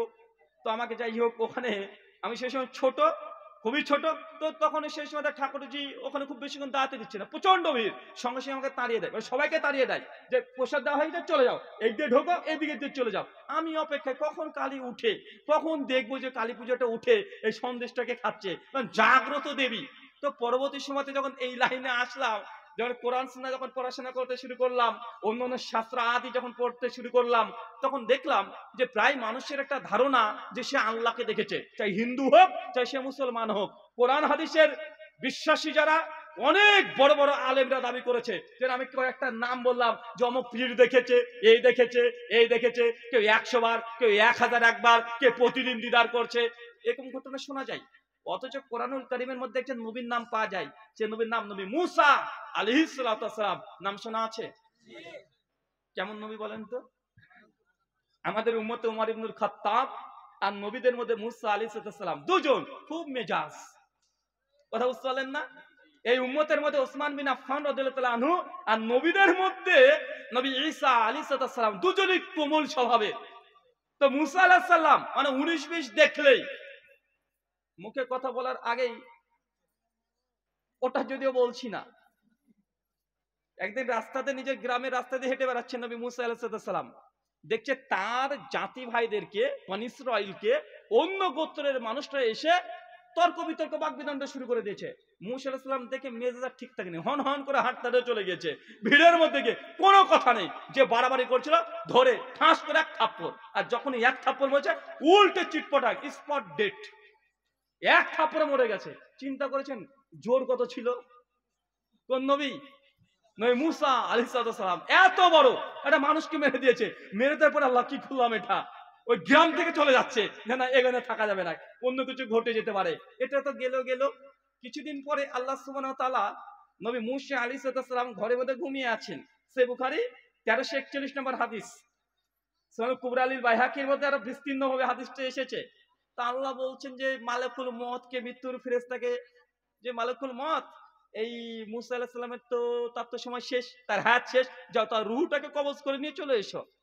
আর অপরদিকে মালিকুল মউত তিনি ছুটতে দুনিয়াতে চলে এসেছেন। এসে দেখছেন নবী মুসা আলাইহিস সালাম ঘুমাচ্ছেন, উনি সালাম কালাম কিছু পড়েননি, তিনি ঘরের মধ্যে গিয়ে নবী মুসা আলাইহিস সালামের পাশে গিয়ে বসেছে, তার রূহটাকে কবজ করবে। মুসা আলাইহিস সালাম গিয়েছে, ঘুম ভেঙে উঠে দেখছে সামনে মালিকুল মউত, মানে মৃত্যুর ফেরেশতা, আপনার ভাষায় আজরাইল ফেরেশতা। দেখে সমস্যা রাগ এতটা হয়েছে, এক থাপ্পড় মেরে দিয়েছে। কাকে বলেন তো এবার? মালিকুল মউত, আজরাইল ফেরেশতা। যদি কোরআন হাদিসে আজরাইল নামটা নেই, বরং তাবিদের আমল থেকে আজরাইল নামটা বহুল প্রচলিত হয়েছে। ইসরায়েলিরা, ইহুদিরা বেশিরভাগ আজরাইল এই শব্দটা ব্যবহার করে, বললে আপত্তি নেই। মালিকুল মউত আজরাইল এই ফেরেশতাকে এক থাপ্পড় মেরেছে, সঙ্গে সঙ্গে বুখারীর বর্ণনা, তার ডান চোখটা উল্টে গলে পড়ে গড়াগড়ি খেতে শুরু করে দিয়েছে এক থাপ্পড়ে। কার? ফেরেশতার। যে মালাকুল মউতকে দেখলে গোটা দুনিয়ার মানুষ ভয়ে থরথর করে কাঁপে, আর নবী মুসার কাছে মালাকুল মউত ভয়ে ভেঙে দৌড় আল্লাহর কাছে গিয়ে, আল্লাহ কার কাছে রূহ কবজ করতে পাঠালে, দেখাও সারা, মারাও সারা। এর নাম কি? এত মেজাজ। দেখেন একটা মানুষ হয়েছে, ফেরেশতা হয়েছে, কাউকে ছাড়েনি নবী মুসা আলাইহিস সালাম। আমাদের নবীকে একবার ধরেছিল, কখন বলেন তো? ওই যে মেরাজে, সহিহ বুখারী 349 নম্বর হাদিস, নবী 50 ওয়াক্ত নামাজ নিয়ে চলে এসেছে, মুসা আলাইহিস সালাম 6 নম্বর আসমানে দাঁড়িয়ে আছে। কি আবার আল্লাহ কত দিয়েছে? 50 দিয়েছে। ফারাজা খামসিন সালাতান, উম্মতকে আল্লাহ সুবহানাহু ওয়া তাআলা 50 দিয়েছে। মুসা আলাইহিস সালাম শুনে বলছে, করেছেন কি আপনি? ফাইরজে, জান ফিরে যান ইলা রাব্বিক, যান আল্লাহর কাছে যান, নামাজ কমিয়ে আনেন, আপনার উম্মত 50 পারবে না। দেন 6 নম্বর আসমানে নবীকে ধরেছে ওখানে। দেখেন এখানে নবীকে ধরছে, মানুষকে মেরে দিয়েছে, ফেরেশতার চোখ কানা করে ছেড়ে দিয়েছে। আর বাকি কে আছে বলেন? এবার বাকি আর কেউ নেই, একজন আছে আল্লাহ। হঠাৎ করে বনী ইসরাইলকে যখন মুক্তি আল্লাহ দিয়ে দিল, আল্লাহ সুবহানাহু ওয়া তাআলার কাছে সে হঠাৎ বলছে, দাবি করছেন নবী মুসা, আল্লাহ এবার তোমাকে দেখবো। ফেরেশতা হয়ে গেছে, নবী হয়ে গেছে, সাধারণ মানুষের সঙ্গেও হয়ে গেছে, আল্লাহ তোমাকে দেখবো। আল্লাহ বলছেন যে মুসা আমাকে দেখতে পাবে না। আল্লাহ আমি দেখতে চাই। মুসা আমাকে বিশ্বাস করো না? আল্লাহ বিশ্বাস তো করি, হৃদয়ের দৃঢ়তার জন্য আমি তোমাকে দেখতে চাই। আল্লাহ বলছে লান তারানি, মুসা তুমি কখনো আমাকে দেখতে পাবে না। নবী মুসা আলাইহিস সালামের জেদ থামে না। আল্লাহ তখন বুঝতে পারছে জেদ যখন মুসা আলাইহিস সালাম করছে, এতই যখন জেদ করছে, আল্লাহ তখন বলছে ঠিক আছে মুসা, আগামীকাল বা কয়েকদিন পর তুমি তুর পাহাড়ের উল্টো দিকে চলে আসো, সেই সময়তে তোমার সঙ্গে আমার কথা হবে। কয়েকদিন পরে যখন পাহাড়ে উল্টো দিকে তাকাচ্ছে আল্লাহ তাজাল্লি, আল্লাহ নূরের তাজাল্লি দেখে মুসা নবী উল্টে অজ্ঞান হয়ে ওখানেই পড়ে গেছে। চিন্তা করে দেখেন, এত বড় জলিলুল কদর নবী, এত মাকাম, এত মর্যাদা, সেই নবী আল্লাহকে নয় আল্লাহর নূর দেখে স্থির থাকতে পারে না, উল্টে পড়ে যায়। আর তোমার পীর প্রতিদিন আল্লাহকে দেখে, এটাকে আমাকে বিশ্বাস করতে হবে। আমরা কি গাঁজা খাই? হ্যাঁ, আরে গাঁজা খোরসে বিশ্বাস করতে পারে? আমি কি গাঁজা খেয়ে বসে আছি নাকি যে তোমার পীর প্রতিদিন আল্লাহকে দেখছে? 100 বার 1000 বার নবী মুসার মতো নবী দেখতে পাই না, আর তোমার পীর প্রতিদিন মিটিং করছে, এগুলোকে আমি বিশ্বাস করতে হবে? তার মানে বোঝা যাচ্ছে গাঁজা বেটা তুমি খাও, গাঁজা খোরচারা এই ঘটনাকে বিশ্বাস করতে পারে না। নবী মুসার মতো ব্যক্তি আল্লাহকে দেখতে পাই না। সবাই মনে করতে পারেন আমাদের নবী আলাইহিস সালাতু ওয়াস সালাম মুহাম্মদ রাসূলুল্লাহ তিনি হয়তো আল্লাহকে দেখেছেন, অনেকে এটা বিশ্বাস করেন বা ধারণা করেন মেরাজের রাত্রিতে দেখেছেন। জলজন্ত প্রমাণ দিয়ে গেছেন আমাদের আয়েশা রাদিয়াল্লাহু তাআলা আনহা, সহিহ বুখারী কিতাবুত তাওহীদ হাদিস নাম্বার 7380। আমাদের আয়েশা রাদিয়াল্লাহু তাআলা আনহা বলছেন, ওমান হাদ্দাসাকা আন্না মুহাম্মদ সাল্লাল্লাহু আলাইহি ওয়াসাল্লাম রাই রাব্বাহু ফাকাদ কাযাব, যে ব্যক্তি বলবে আমাদের নবী আল্লাহর নবী, আমাদের নবী আল্লাহকে দেখেছে, ফাকাদ কাযাব, এই ব্যক্তি ডাহা মিথ্যা কথা বলছে। তার মানে আমাদের নবী দেখেছে চাচা? চাচা আমাদের নবী আল্লাহকে সরাসরি দেখেছে? মুসনাদ আহমেদের রিওয়ায়াত এসেছে ৭০,০০০ নূরের পর্দা ছিল, সনদ দুর্বলতা আছে। শেখ শুআইব আরনাউস সনদ দুর্বল বলেছেন, শেখ আলবানী সনদ দুর্বল বলেছেন। তবে সরাসরি আল্লাহর সঙ্গে দেখা হয় নাই। সূরা সূরার ৫১ নম্বর আয়াতে আল্লাহ জানিয়ে দিয়েছেন আল্লাহ কোন বান্দার সঙ্গে সরাসরি দর্শন করেন না, মাঝখানে পর্দা থাকতে পারে। অত ফেরেশতাদের মাধ্যমে ৪টে ক্রাইটেরিয়া আছে। আল্লাহ সুবহানাহু ওয়া তাআলার সঙ্গে আমাদের নবী কথা বলেছে সরাসরি, এখন সাক্ষাৎ হয়নি। এখন বলেন তো কোন পীর যদি বলে আমি আল্লাহকে দেখে যে বিশ্বাস করব? হ্যাঁ, বিশ্বাস করা যাবে? তো আমার মনে হলো যে ঠাকুর আবার বলছে তিনি নাকি ভগবানকে দেখেছেন। যখন আমি হিন্দু ধর্মগ্রন্থ পড়ছিলাম, হিন্দুদের একটা ধর্মগ্রন্থ আছে, নাম হচ্ছে কেন ও উপনিষদ, অধ্যায় ১ শ্লোক নাম্বার ৫ এবং ৬, দুটো মন্ত্র আছে। মন্ত্র কি বলছে দেখেন, এন্নামানসেন মানুতে হুনামাহুর মাতান তাদেব ব্রহ্মাম্মাত্মাম বিদ্দিনেদাং এদিতামুপাসতে এনা চক্ষত পশ্যতি এনা চক্ষত শিপাশ্যতি তাদেব ব্রহ্মাম্মাত্মাম বিদ্দিনেদাং এদিতামুপাসতে। ভাবছেন হুজুর বা ঠাকুর হয়ে গেল ১ মিনিটেই। কেন উপনিষদ অধ্যায় ১ শ্লোক নম্বর ৫ এবং ৬, স্বয়ং ব্রহ্মা বলছেন এন্না মানসেনা মানুতে এহু নামাহুর মাতাং তাদেব ব্রহ্মাত্মাম বিদ্দিনেদাং এদিতামুপাসতে।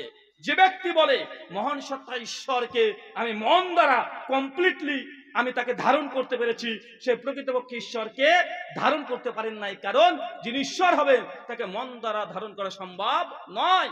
এই না চাক্ষাত পাশ্চাতি, আর যে ব্যক্তি বলে এই চক্ষু দ্বারা আমি ঈশ্বরকে দর্শন করেছি, সে কখনোই ঈশ্বরকে দেখে নাই, কারণ যিনি ঈশ্বর হবেন তাকে চোখ দ্বারা দেখা সম্ভব নয়। তাই আমি আগে বলেছিলাম, চাই হিন্দু ঠাকুর হোক আর মুসলমান মৌলবি হোক, যেই বলবে আমি আল্লাহকে দেখেছি, সে স্পষ্ট ১ নম্বর ডাহা মিথ্যা কথা বলছে। এটা সমাজে আছে না নাই? এই কত ব্যবসা করে নিচ্ছে সমাজে, কত রকমের ব্যবসা। আপনাকে যে কথা বলতে চাচ্ছিলাম, আসিয়া রাদিয়াল্লাহু তাআলা আনহা তিনি কি পাবেন জান্নাতে? কথা বলেন, জান্নাতে কি পাবেন? ঘর পাবেন, ফেরাউনের স্ত্রী হওয়ার পরেও। অথচ নবীদের স্ত্রী একজন জাহান্নামে যাবে। কোন নবীর স্ত্রী জাহান্নামে যাবে বলেন তো? হ্যাঁ চাচা, আপনাদের আমার খুব আশা চাচা আপনারা মুখ খুলবেন। এই ছোট ছোট বাচ্চা ছেলেরা বলে দিচ্ছে চাচা কোন নবীর স্ত্রী জাহান্নামে যাবে? আরে তোমরা বলো না, চাচার সঙ্গে কথা বলছি। কোন নবীর? চাচা আমার সম্মানটা একটু রাখ বাপ। লুত কোন নবীর স্ত্রী? লুত আলাইহিস সালামের স্ত্রী কোথায় যাবে? জাহান্নামে। চিন্তা করে দেখেন, নবীর স্ত্রী জাহান্নাম, ফেরাউনের স্ত্রী জান্নাত। ইসলাম বোঝানোর চেষ্টা করছে যার ঈমান নাই সে নবীর সন্তান হলেও জাহান্নাম, যার ঈমান আছে সে যদি শয়তান বদ মানুষের সন্তান যদি হয় তবু সে জান্নাত। এর সম্পর্কর ৫ পয়সা মূল্য নাই। মূলত ঈমানের মর্যাদা। কিসের মর্যাদা? কিসের মর্যাদা? ঈমানের মর্যাদা। ২ নম্বর ব্যক্তি হচ্ছে খাদিজাতুল কুবরা। আচ্ছা খাদিজাতুল কুবরা কে? খাদিজা কে চাচা? আমাদের নবীর প্রথম স্ত্রী। ৩ নম্বর হচ্ছে ওমর ইবনুল খাত্তাব। এই ৩ জন ব্যক্তিকে আল্লাহ সুবহানাহু ওয়া তাআলা জান্নাতে আগে থেকে ঘর দেখে দিয়েছেন। এই ৩ জনের নাম সবাই মুখস্থ রাখবেন, মনে রাখবেন। আলোচ্য বিষয়, যে আমলে জান্নাতে ঘর পাওয়া যায়। সুনান আবু দাউদ হাদিস ৪৪৭০। আল্লাহ সুবহানাহু ওয়া তাআলা যখন জাহান্নাম তৈরি করলেন, কি তৈরি করলেন বলেন তো? জাহান্নাম। ফেরেশতা জিবরিলকে ডাকছে, জিবরিল যাও জাহান্নামকে তৈরি করেছি, দেখে এসো। ফেরেশতা জিবরিল তখন জাহান্নামে প্রবেশ করেছে। প্রবেশ করার পরে গিয়ে দেখছেন যে গোটা জাহান্নাম দাউ দাউ করে জ্বলছে। জাহান্নামের এক অংশের আগুন আর এক অংশকে গিলে গিলে খাচ্ছে। জাহান্নামীদের দুর্গন্ধ এতই দুর্গন্ধ ভয়ঙ্কর পরিস্থিতি দেখে জিবরিল ছুটে জাহান্নাম থেকে চলে এসেছে, আল্লাহকে বলছে, আল্লাহ জাহান্নাম এত ভয়ঙ্কর আযাব, দুনিয়ার কোন মানুষের জিন যদি জাহান্নামের আযাবের কথা একবার শোনে কোশ্চিন কালেও কখনোই সে জাহান্নামী আমল করতে পারে না। আল্লাহ বলছেন তাই। আচ্ছা, এখানে একটা সমস্যা আছে আমাদের। অনেকে বলে, হুজুর জাহান্নামের আগুন দুনিয়ার আগুনের চেয়ে কত গুণ বেশি? 70 গুণ। অনেকে বলে যে এটা কিভাবে সম্ভব? আগুন তো আগুনই, তো দুনিয়ার আগুনের চেয়ে 70 গুণ তাপমাত্রা হবে কিভাবে? আগুন তো আগুনই। অনেকে তাই ধারণা করে না ভাইজান। আচ্ছা বলেন তো, লম্ফ দেখতে, লম্ফ বা হারিকেন, আচ্ছা হারিকেনের আগুনও তো আগুন, আর স্টোভ, স্টোভ ছিল না, ওটার আগুনও তো আগুন, দুই আগুনের তাপমাত্রা সেম। আচ্ছা স্টোভের আগুনের যে তাপমাত্রা আর ঝালাই দেয় না, ঝালাই, দোকানে ঝালাই দেয়, তার তাপমাত্রা সমান? যা সমান না। তাহলে বোঝা গেল দুনিয়ার মধ্যেও তাপমাত্রার ভ্যারাইটি কোয়ালিটি আছে না নাই? আছে। দুনিয়ার আগুনের চেয়ে 70 গুণ জাহান্নামের আগুনের তাপমাত্রার টেম্পারেচার ওটা বেশি। ফেরেশতা জিবরিল যখন আল্লাহকে সে বলছে, আল্লাহ বলছে তাই, এক কাজ করো, যাও আবার জাহান্নামে যাও, আবার জাহান্নামকে দেখে এসো। ফেরেশতা জিবরিল এবার জাহান্নামে ঢুকেছে, জাহান্নামে ঢুকে দেখছে জাহান্নামের চতুর্পাশ চারিদিক আজকে যেমন প্যান্ডেলকে ঘিরে দিয়েছেন, আল্লাহ জাহান্নামকে ঘিরে দিয়েছে। বলে তো জাহান্নাম কি দিয়ে ঘেরা আছে? জাহান্নাম কি দিয়ে ঘেরা? আল্লাহ সুবহানাহু ওয়া তাআলা জাহান্নাম, মাশাআল্লাহ, যারা শুনেছে তারাই বারবার বলছে। আমি নতুন নতুন মানুষের কাছ থেকে চাচ্ছি, চাচা একটা জিনিস হলেও শিখে যেতে হবে, একটা হাদিস, একটা অংশ হলেও শিখতে হবে। জাহান্নাম কি দিয়ে ঘেরা? মানুষের মনের ইচ্ছা দ্বারা। কি দিয়ে? কথা বলেন। জাহান্নাম কি দিয়ে ঘেরা? মানুষের মনের আকাঙ্ক্ষা দিয়ে।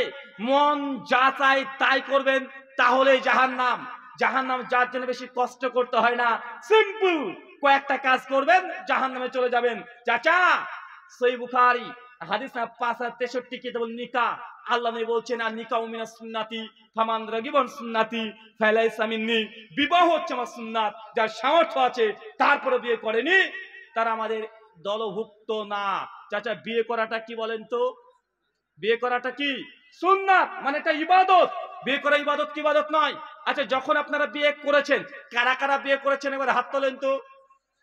কে কে বিয়ে করেছেন হাত তোলেন। আর তুলবে ভাই, এটাতেও তুলে না।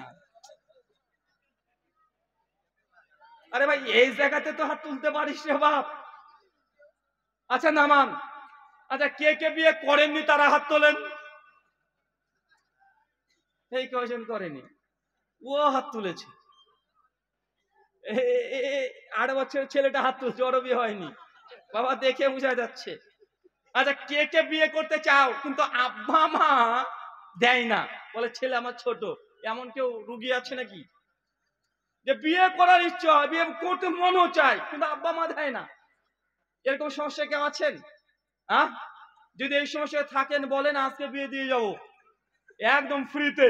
এই সমস্যা যদি থাকে যে না ছেলে আমার ছোট, মেয়ে আমার ছোট, এরকম যদি ধারণা হয়, এই প্রবলেম যদি ফেস করেন, একটা তাবিজ দিয়ে যায়, 1 মাসে কাজ। তাবিজ নেবেন? 1 মাসে কাজ, টাকা নেব না, একদম ফ্রিতে। ভাবে না হুজুর আবার তাবিজ বিক্রি করতে আসলো, তাবিজ দেবো কিন্তু ফ্রিতে। ছোট্ট কয়েকটা টিপস দিয়ে যাই। যারা বিয়ে করতে ইচ্ছে কিন্তু আব্বা মা দিতে চায় না, বলে ছেলে আমার ছোট, মেয়ে আমার ছোট, তো এরকম যদি সমস্যা হয় এক কাজ করবেন, ছেলেদের জন্য তাবিজ প্রথম 1 সপ্তাহে তাবিজের কাজে লাগাবেন।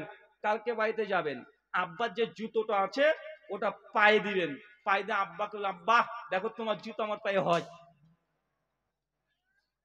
বুঝলেন না? আর বাপকে বলে যায়, যখন দেখবেন যে বাপের জুতো ছেলে পায়ে হচ্ছে, মানে কি ছেলে আর ছোট নাই, ও বড় হয়ে গেছে। কি হয়ে গেছে? বড় হয়ে গেছে। এই জুতো প্রায় 1 সপ্তাহ ধরে মানে পড়তে শুরু করে দেন। আব্বা দেখলেই বলবেন যে আব্বা আপনার জুতো আমার পায়ে এখন হয়, আব্বা তোমার জুতো এখন আমার পায়ে হয়। কতক্ষণ বুঝবে না, ঠিক বুঝে নিবে। এখন এই 1 সপ্তাহে এই ডোজ কাজ যদি না হয়, ডোজকে তাপমাত্রা বাড়িয়ে দিতে হবে। কি করবেন? 1 সপ্তাহ পর দেখছেন না বাপ তাও কিছু বলে না, ওই যখনই বলে দেখ পাত্তা দিচ্ছে না, বুঝো না বুঝার ভান করছে। পরের সপ্তাহে আব্বা জামার প্যান্ট যা আছে পরে ঘুরে বেড়ায়, এই আমার জামা প্যান্ট তোর গায়ে, আব্বা তোমার জামা প্যান্ট আমার গায়ে এখন হয়। তুমি আমাকে ছোট বলছো না? দেখো তোমার জামা প্যান্ট আমার সব হয়, এবছর ঈদে জামা প্যান্ট কিনবো না, তোমারটা দিয়ে কাজ চালিয়ে দেবো। কথা বুঝতে পারলেন না? এটা মোটামুটি ধরেন আরো 1 সপ্তাহ এই ডোজ চলবে। তাও যদি কাজ না হয়, একদম লাস্ট একদম মেরে দিবেন, বড় অ্যান্টিবায়োটিক মেরে দিবেন, বাপের আন্ডার প্যান্ট পরে ঘুরে বেড়াবেন। এবার তো কিছু বলবে, তুই কেন আমারটা পড়েছিস? বল আব্বা তোমার এটাও হয়। আর বাপ মারও বোঝা উচিত, ছেলের যখন বাপের সমস্ত পোশাক যখন বাপের গায়ে পারফেক্ট হয়ে যাচ্ছে, ছেলে তখন আর ছোট নাই, তাকে দ্রুত বিয়ে দিতে হবে। আর মেয়েদের টিপস, মার যত শাড়ি ব্লাউজ সায়া যা আছে সপ্তাহে একবার পরে ঘরের মধ্যে বউ বউ সেজে বসে থাকবে। আর বাপকে আর মাকে ডেকে বলে, মা দেখো আমাকে কেমন লাগছে, বউ বউ লাগছে। আর বাপ মাকে বলে যায়, যদি ছেলে মেয়ে এরকম আচরণ করে বুঝতে পারবেন যে হুজুরের তাবিজের কাজ হচ্ছে, হুজুরদের তাবিজ দিয়েছে, এটা কাজ চলছে, মানে দ্রুত তখন বিয়ে দিতে হবে। বুঝতে পারলেন না ভাইজান? আল্লাহ নবী বলছেন না, নিকাউ মিনাস সুন্নতি ফামান রাগিবান সুন্নতি ফালাইসা মিন্নি। বিয়ে করা এটা আমার সুন্নাহ। যদিও হাদিসের সুন্নাহ পরিভাষা এসেছে, ফিকার পরিভাষাতে কখনো ফরজ হয়, কখনো ওয়াজিব হয়। হাদিসের সুন্নাহ মানেই এটা সুন্নাহ ব্যবহার হয় না, কখনো ফরজও হতে পারে, সুন্নাহ হতে পারে, ওয়াজিবও হতে পারে, এটা গুরুত্বের উপরে, তাগিদের উপরে। তো বিয়ে করা এটা মূলত ইসলামে যার সামর্থ্য আছে তার জন্য কখনো ওয়াজিব, মানে এটা একটা ইবাদত। চাচা বলেন তো, যখন নামাজ পড়তে যান তখন মনে হয় না আপনি একটা ইবাদত করছেন? যখন রোজা করছেন রোজার মাসে মনে হচ্ছে যে আপনি না এই 1 বছর পর রোজা করছেন, এটা ইবাদত। চাচা যখন বিয়ে করতে গিয়েছিলেন তখন মনে হচ্ছিল যে ইবাদত করতে যাচ্ছেন?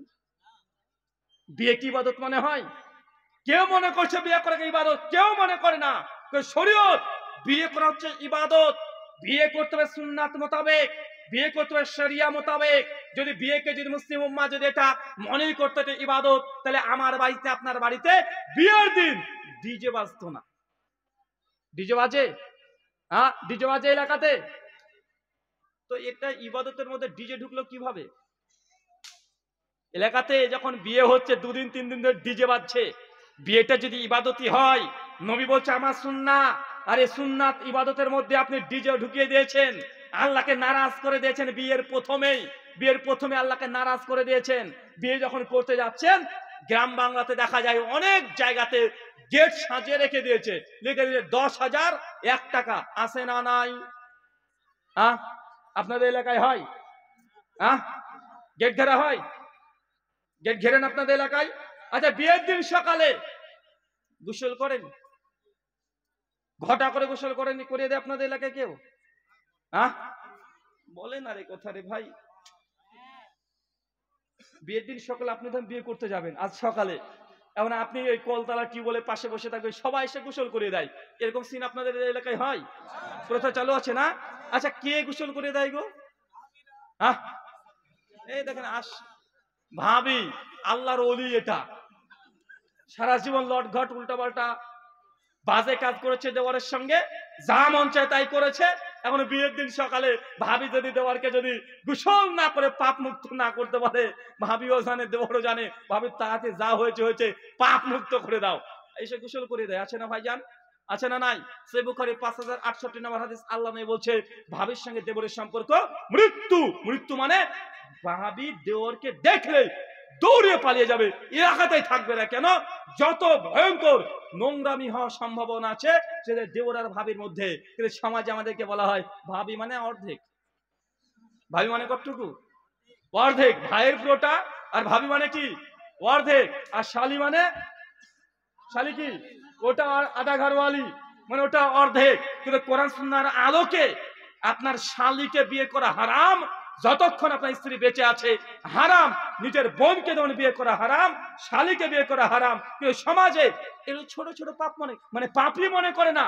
মনে শালি মানে আমার অর্ধেক। আরে ভাই, আপনার শালি যদি থাকে, বউ যদি জীবিত থাকে আর তালাক যদি না হয়, ওই শালিকে নিজের বোনকে বিয়ে করা যেমন হারাম, শালিকে বিয়ে করা হারাম। আপনি কি করে আর কি করতে পারেন? চাচা, আপনার মেয়ে আছে, আপনার মেয়ের সন্তান মানে আপনার পোতা, মানে আপনার পোতা বলতে ওই যে মেয়ে, নাতনি যেটাকে আমরা বলি, নাতিনি যেটা আছে, মানে আপনার মেয়ের মেয়ে। আপনি কি বলেন? কি বলেন? নাতনিকে কি বলেন? এই বিয়ে করবি? ভাই বলে না? পাড়া মানুষ বলে না বিয়ে করবি? তার সঙ্গে আর কি করে, বলছে তোর দাদার সঙ্গে তার বিয়ে দিয়ে দিব। টাটকা হারাম। নিজের মেয়েকে যেমন এরকম কথা বলা হারাম, নিজের মেয়ের সঙ্গে যেমন বিয়ে করা হারাম, ঠিক একই ভাবে মেয়ের মেয়ে এটা আপনার মেয়ে। কথা মনে বুঝতে পারলেন না? মেয়ের মেয়ে কি? মেয়ের মেয়ে আপনার মেয়ে, ছেলের মেয়ে আপনার মেয়ে, ছেলের ছেলে আপনার ছেলে। নিজের মেয়ের সঙ্গে যেমন বিয়ে শাদী বাজে কথা বলা হারাম, মেয়ের মেয়ের সঙ্গে সেম একই আচরণ হবে। কিন্তু অধিকাংশ ক্ষেত্রে মুসলিম সমাজেও অমুসলিমের মধ্যে কৃষ্টি কালচার ঢুকে গেছে। নিজের নাতনিকে উল্টো পাল্টা গালি দিচ্ছে, ইয়ার্কি করছে, বিয়ে করবি এই শব্দ বলছে। এটা ডাহা হারাম, পাকা হারাম। মুসলিম সমাজে এখানে গুরুত্বই নেই। আল্লাহ নবী বলতেন, আনা আব্দুল মুত্তালিব, আমি হচ্ছে আব্দুল মুত্তালিবের সন্তান। মানে কাকে বলতেন? নিজের দাদুকে বলতেন। মানে দাদু আর নাতনির সম্পর্ক কি? বাপ বেটার মতো। কিসের মতো বলেন? বাপ বেটার মতো। কিন্তু মুসলিমরা বুঝতে পারলো না, নিজের আপন ছেলের মেয়ে হয়েছে, তাও আর কি করছে? হারাম আর কি, ডাইরেক্ট হারাম আর কি, যে নিজের ছেলের সঙ্গে বৌমার সঙ্গে যেন আপনি বাজে শব্দ ব্যবহার করতে পারবেন না, নাতি নাতির সঙ্গে এরকম নোংরা শব্দ ব্যবহার করতে পারবেন না। ওটা আপনার একই জিনিস না, ওটা আপনার একই জিনিস না। মেয়ে যা, মেয়ের মেয়ে তাই। কথা কি বুঝতে পারছেন? চাচা বোঝা যাচ্ছে? বলতে হবে কি ওইভাবে। আর এই যেগুলো চলছে সমাজে, এগুলো বন্ধ করতে হবে। আল্লাহ নবী বলছে, আর নিকাউ মিনাস সুন্নাতি ফামান রাগিবান সুন্নাতি ফালাইসা মিন্নি। বিয়ে করা হচ্ছে আমার ইবাদত। যে ব্যক্তি আমার সুন্নাত থেকে বৈরাগ্য পোষণ করেছে তারা আমাদের দলভুক্ত না। আর বিয়ে মানে সুন্নতি তরিকায় করতে হবে, আপনার নিজের ইচ্ছে মতো করা যাবে না। আল্লাহ নবী যে ওই যে বললেন জাহান্নাম ঘেরা আছে মনের কামনা বাসনা দ্বারা, এখন বিয়ে শাদী করছেন, এটা আল্লাহর ইচ্ছায় না আপনার মনের ইচ্ছায়? কথা বলেন, তার ইচ্ছায়। তার মানে মনের ইচ্ছায় যদি বিয়ে করেন, নিজের ইচ্ছা মতো যদি বিয়ে করেন, কোরআন সুন্নাহ শরিয়া যদি ফলো না করেন, তার মানে আপনি জাহান্নামে যার জন্য প্রস্তুতি নিয়ে নেন। আল্লাহ নবী বলেছেন জাহান্নাম ঘেরা আছে মানুষের মনের ইচ্ছা দ্বারা। কোরআন হাদিসের আলোকে আপনি বিয়ে করছেন না। বিয়ের সকালের বেলায় আপনার ভাবি যেন আপনার চারপাশে, তো দূরের কথা 10 হাত দূরে যেন না থাকে। কথা বুঝতে পারলেন না? ভাবি এটা হারাম আপনার জন্য। কি কথা বলেন? ভাবি আপনার জন্য কি হারাম। আর একটা কথা বলে দিই, এই দেবর এই শব্দ বলা বন্ধ করতে হবে। দেবর মানে কি? দেবর মানে জানেন? দেবর মানে কি? হিন্দুদের ঋগ্বেদ মন্ডল 10 শুক 113 শ্লোক সংখ্যা 15, তার ব্যাকরণ নির্ঘণ্ট নিরুক্ত 3য় অধ্যায় 15 নম্বর মন্ত্র। এর ব্যাখ্যা করছে স্বামী দয়ানন্দ সরস্বতী তার সত্যার্থ প্রকাশ 4th সমোল্লাস 122 নম্বর পৃষ্ঠায়। তিনি বলছেন দেবর এর সন্ধি বিচ্ছেদ দে যুক্ত বর, মানে দ্বিতীয় বর। কি বলেন তো ভাইজান? দেবর মানে কি? এটা কাদের ভাষা? এটা হিন্দুদের। এটা আরবি ভাষাও না, বাংলাও না, এটা সংস্কৃত ভাষা। কোন ভাষা? সংস্কৃত ভাষা, বেদের ভাষা। দেবর মানে দ্বিতীয় বর। কেন দ্বিতীয় বর? কারণ হিন্দু ফিলোসফি অনুযায়ী, তাদের ধর্মীয় বিশ্বাস থিওলজি অনুযায়ী একজন বিধবার দ্বিতীয় বিয়ে করা জায়েজ নয়, হারাম। হিন্দুরা দ্বিতীয় বিবাহ করতে পারবে না। যা ইতিহাস পড়েছেন তারা জানেন বিধবা বিবাহ নিষিদ্ধ ছিল। ঈশ্বরচন্দ্র বিদ্যাসাগর, রাজা রামমোহন রায় তারা আন্দোলন করে বিধবাদের বিবাহ প্রচলন করেছে। কিন্তু আগে থেকেই বিবাহ, বিধবা বিবাহ এটা কি ছিল? নিষিদ্ধ ছিল, দীর্ঘদিন ধরে নিষিদ্ধ ছিল। দেবর শব্দ কিভাবে এসেছে? কারণ হিন্দুরা মনে করত কোন নারীর যদি স্বামী আগেই মারা যায়, এই নারীটার সঙ্গে 3টে নারীটার কর্ম আছে। কি? স্বামীকে যখন চিতাতে দাও দাও করে জ্বালিয়ে দিবে, ওই সময়তে স্ত্রী, ওই মেয়েটি সচিন্তায় স্বেচ্ছায় যদি চিতার উপরে দাও দাও করে স্বামীর সঙ্গে জ্বলে যায়, এটাকে বলা হয় সতীদাহ প্রথা। জানা আছে না নাই? কথা বলেন। তাহলে ওই মেয়েটি নাকি একদম তার স্বামীর সঙ্গে স্বর্গে চলে যাবে, জান্নাত ভোগ করবে। এটা তাদের বিশ্বাস ছিল। এটা ঠিক না ভুল ওই বিষয়ে আমরা যাচ্ছি না, কিন্তু তাদের বিশ্বাস। আর 2, যদি দেখা যাচ্ছে মেয়েটি চিতাপুরে উঠে পড়েছে আর তার স্বামীর ছোট ভাই তার ওই যে বৌদিকে হাত ধরে নামিয়ে নিয়ে চলে এসেছে, তার মানে বোঝা গেল যে তার ছোট ভাই এখন তাকে বিবাহ করবে। এছাড়া ওই মেয়েটির দুনিয়াতে বেঁচে থাকার কোনো অধিকার ছিল না। ছোট ভাই যদি চিতা থেকে হাত ধরে নামিয়ে নিয়ে আসে তবে তার সঙ্গে বিয়ে দিবে। এই জন্য স্বামীর ছোট ভাইকে কি বলা হয়? কি বলা হয়? দেবর। অথবা 3 নম্বর হতে পারে ওই মেয়েটি যদি ব্রাহ্মণ পরিবারের মেয়ে হয় তাই স্বামীর সঙ্গে চিতাও জ্বলবেও না, কোন দেবরের সঙ্গে বিবাহ করবেও না। যদি তার দেবর না থাকে, এলাকার গ্রামে যদি কোনো ব্রাহ্মণ যদি থাকে, ওই ব্রাহ্মণের কাছে রাত্রিবেলাতে গিয়ে একটা সন্তান নিয়ে নিবে বিয়ে ছাড়া। এটাকে বলা হয় নিয়োগ প্রথা। না বিয়ে করে ব্রাহ্মণের কাছে আরে সন্তান নিয়ে, ওই সন্তান নিয়ে এখন প্রতিপালন করে জীবন চালিয়ে দিবে। এই যে দ্বিতীয় বর বলা হচ্ছে, এই জন্য স্বামীর ছোট ভাইকে, কারণ বিয়ে করার অধিকার তার ছোট ভাইয়েরই আছে। কথা বুঝতে পারলেন না মনে হয়? ইসলাম দেবর ভাবির সম্পর্ক কি বলেছে? মৃত্যু। কি মৃত্যু? আর আমরা এই জিনিসটাকে শয়তানি ভাষাগুলো ব্যবহার করে আমরা অনেক কাছাকাছি করে নিয়েছি না ভাইজান? অনেক কাছাকাছি করে নিয়েছি তো, মনে হচ্ছে এটা কোনো পাপই না, কোনো গুনাহ না। তার জন্য বোনেদেরকে বলি, তোমার স্বামীর ভাইকে দেবর বলবো না, বন্ধ, অশ্লীল শব্দ এটা। কি বলতে হবে? স্বামীর ভাই তোমার ভাই। স্বামীর ছোট ভাই তোমার কে? ছোট ভাই। স্বামীর বোন তোমার কে? ছোট বোন। স্বামীর বাপ তোমার কে? বাপ। স্বামীর মা তোমার কে? মা। স্বামীর ছোট ভাই, ওটা দেবর না, ওটা ভাই। ওটা কি কথা বলেন? ভাই বলতে হবে। তাই এই শব্দগুলোর মধ্যে অশ্লীলতা ছড়িয়ে আছে, এখান থেকে বেরিয়ে আসতে হবে। মুসলিম সমাজ, মুসলিম সোসাইটিকে আপনাকে বলছি, জাহান্নাম ঘেরা আছে মানুষের মনের বাসনা দ্বারা। কি দ্বারা জাহান্নাম ঘেরা আছে? কি দ্বারা? মনের বাসনা দ্বারা জাহান্নামকে ঘেরা আছে। বিবাহ হচ্ছে ইবাদত, বিবাহটাকে ইবাদত বানান। যদি না বানান, বিয়ের পরে দেখবেন আল্লাহর গজব নামবে পরিবারে। দাম্পত্য জীবন একদম দাও দাও করে আগুন জ্বলবে। যারা বিয়ে করেনি তারা ভাবছে কবে যে বিয়ে হবে, আর যে করেছে সে বলছে বিয়ে না করলে ভালো ছিল। আচ্ছা না ভাইজান? কেন আপনি আল্লাহকে নারাজ করে দিয়ে বিয়ে করেছেন? দাম্পত্য জীবনে কখনো সুখ স্বাচ্ছন্দ্য পাবেন না। বিয়ের পূর্বে তো আল্লাহকে নারাজ করেছেন। আল্লাহ আপনার বিয়েতে কল্যাণ দিতে পারবে? আল্লাহ সাথে কল্যাণ দেবে? আল্লাহ অসম্ভব কল্যাণ দেবে না, এটা আপনি ভুলে যান। আল্লাহ সুবহানাহু ওয়া তাআলা এরপরে তিনি জান্নাত তৈরি করলেন। কি তৈরি করলেন? কথা বলেন। জান্নাত। ফেরেশতা জিবরিলকে আবার বলছেন, জিবরিল যাও তো জান্নাত দেখে এসো। ফেরেশতা জিবরিল এখন জান্নাতে প্রবেশ করেছে। জান্নাতে প্রবেশ করে দেখছে গোটা জান্নাত সুন্দরভাবে আল্লাহ সুবহানাহু ওয়া তাআলা সাজিয়ে রেখেছেন। জান্নাতের সৌন্দর্য দেখে নবী জিবরিল সহজে ছুটে এসে বলছে, আল্লাহ এত সুন্দর জান্নাত!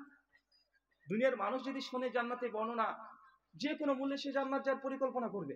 আল্লাহ বলছে তাই? এতই সহজ? জিবরিল যাও, আবার জান্নাতে যাও। বন্ধু চাচা কয়বার পাঠাচ্ছে? 2 বার।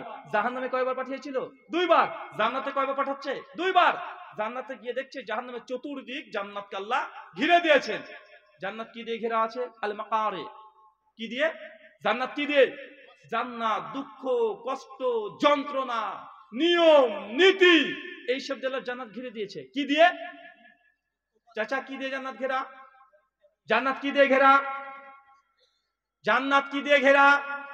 দুঃখ, কষ্ট, নিয়ম নীতি দিয়ে জান্নাত ঘেরা ছিল, ঘিরে দিয়েছে। জাহান্নাম কি দিয়ে ঘেরা ছিল? জাহান্নাম কি দিয়ে ঘেরা? মানুষের মনের ইচ্ছা, মানে আপনার মন যা চায় তাই করবেন, ডাইরেক্ট জাহান্নাম। আল্লাহ যা চায় তাই করবেন, জান্নাত। জান্নাত ঘেরা আছে নিয়ম নীতি, দুঃখ কষ্ট দিয়ে। নিয়ম নীতি আপনি মনে বুঝতে পারলেন না, চলেন আপনাকে কয়েকটা নিয়ম নীতি বুঝিয়ে দিই। আদাবুল মুফরাদ লিল বুখারী হাদিস 657। আল্লাহ নবী একদিন বসে আছেন, হঠাৎ করে বলছেন, লা জালাসা, খবরদার কেউ বসবে না তরিক, এই রাস্তায় কেউ বসবে না। সাহাবীরা অবাক, ইয়া রাসূলুল্লাহ বলেন কি রাস্তায় বসবো না মানে? আল্লাহ নবী বলছে রাস্তায় কেউ বসবে না। যে রাস্তায় মানুষ চলাচল করছে এখনই, নবী বলছেন রাস্তায় কেউ বসবে না, রাস্তায় বসে হারাম হয়ে যাচ্ছে। সাহাবীরা বলছে, ইয়া রাসূলুল্লাহ রাস্তাতে আমাদেরকে বসতেই হয়, রাস্তাতে আমাদের ওঠা বসা, আদান প্রদান, লেনদেন, চলাফেরা, দোকান ব্যবসা সব রাস্তায়, ইয়া রাসূলুল্লাহ রাস্তা আমাদের তো বসতেই হয়। আল্লাহ নবী বলছেন রাস্তায় বসো না, বসতেই যদি চাও রাস্তার হক আদায় করো। সাহাবীরা আবার রাস্তার হক হয়? আমরা শুনেছি বাপের প্রতি ছেলের হক আছে, ছেলের প্রতি বাবার হক আছে, স্বামীর প্রতি স্ত্রীর হক আছে, কিন্তু রাস্তা তো জড় পদার্থ, ইট ঢিল পাথর দিয়ে তৈরি। রাস্তার আবার হক কিভাবে হয়? রাস্তার হক মানে রাস্তার অধিকার। রাস্তার আবার কি অধিকার আছে? আল্লাহ নবী রাস্তার অধিকারের কথা অনেকগুলো বলেছেন। আদাবুল মুফরাদে ইমাম বুখারী বলে কমপক্ষে 22টা হাদিসের তুরুককে জমা করেছে রাস্তার অধিকার নিয়ে।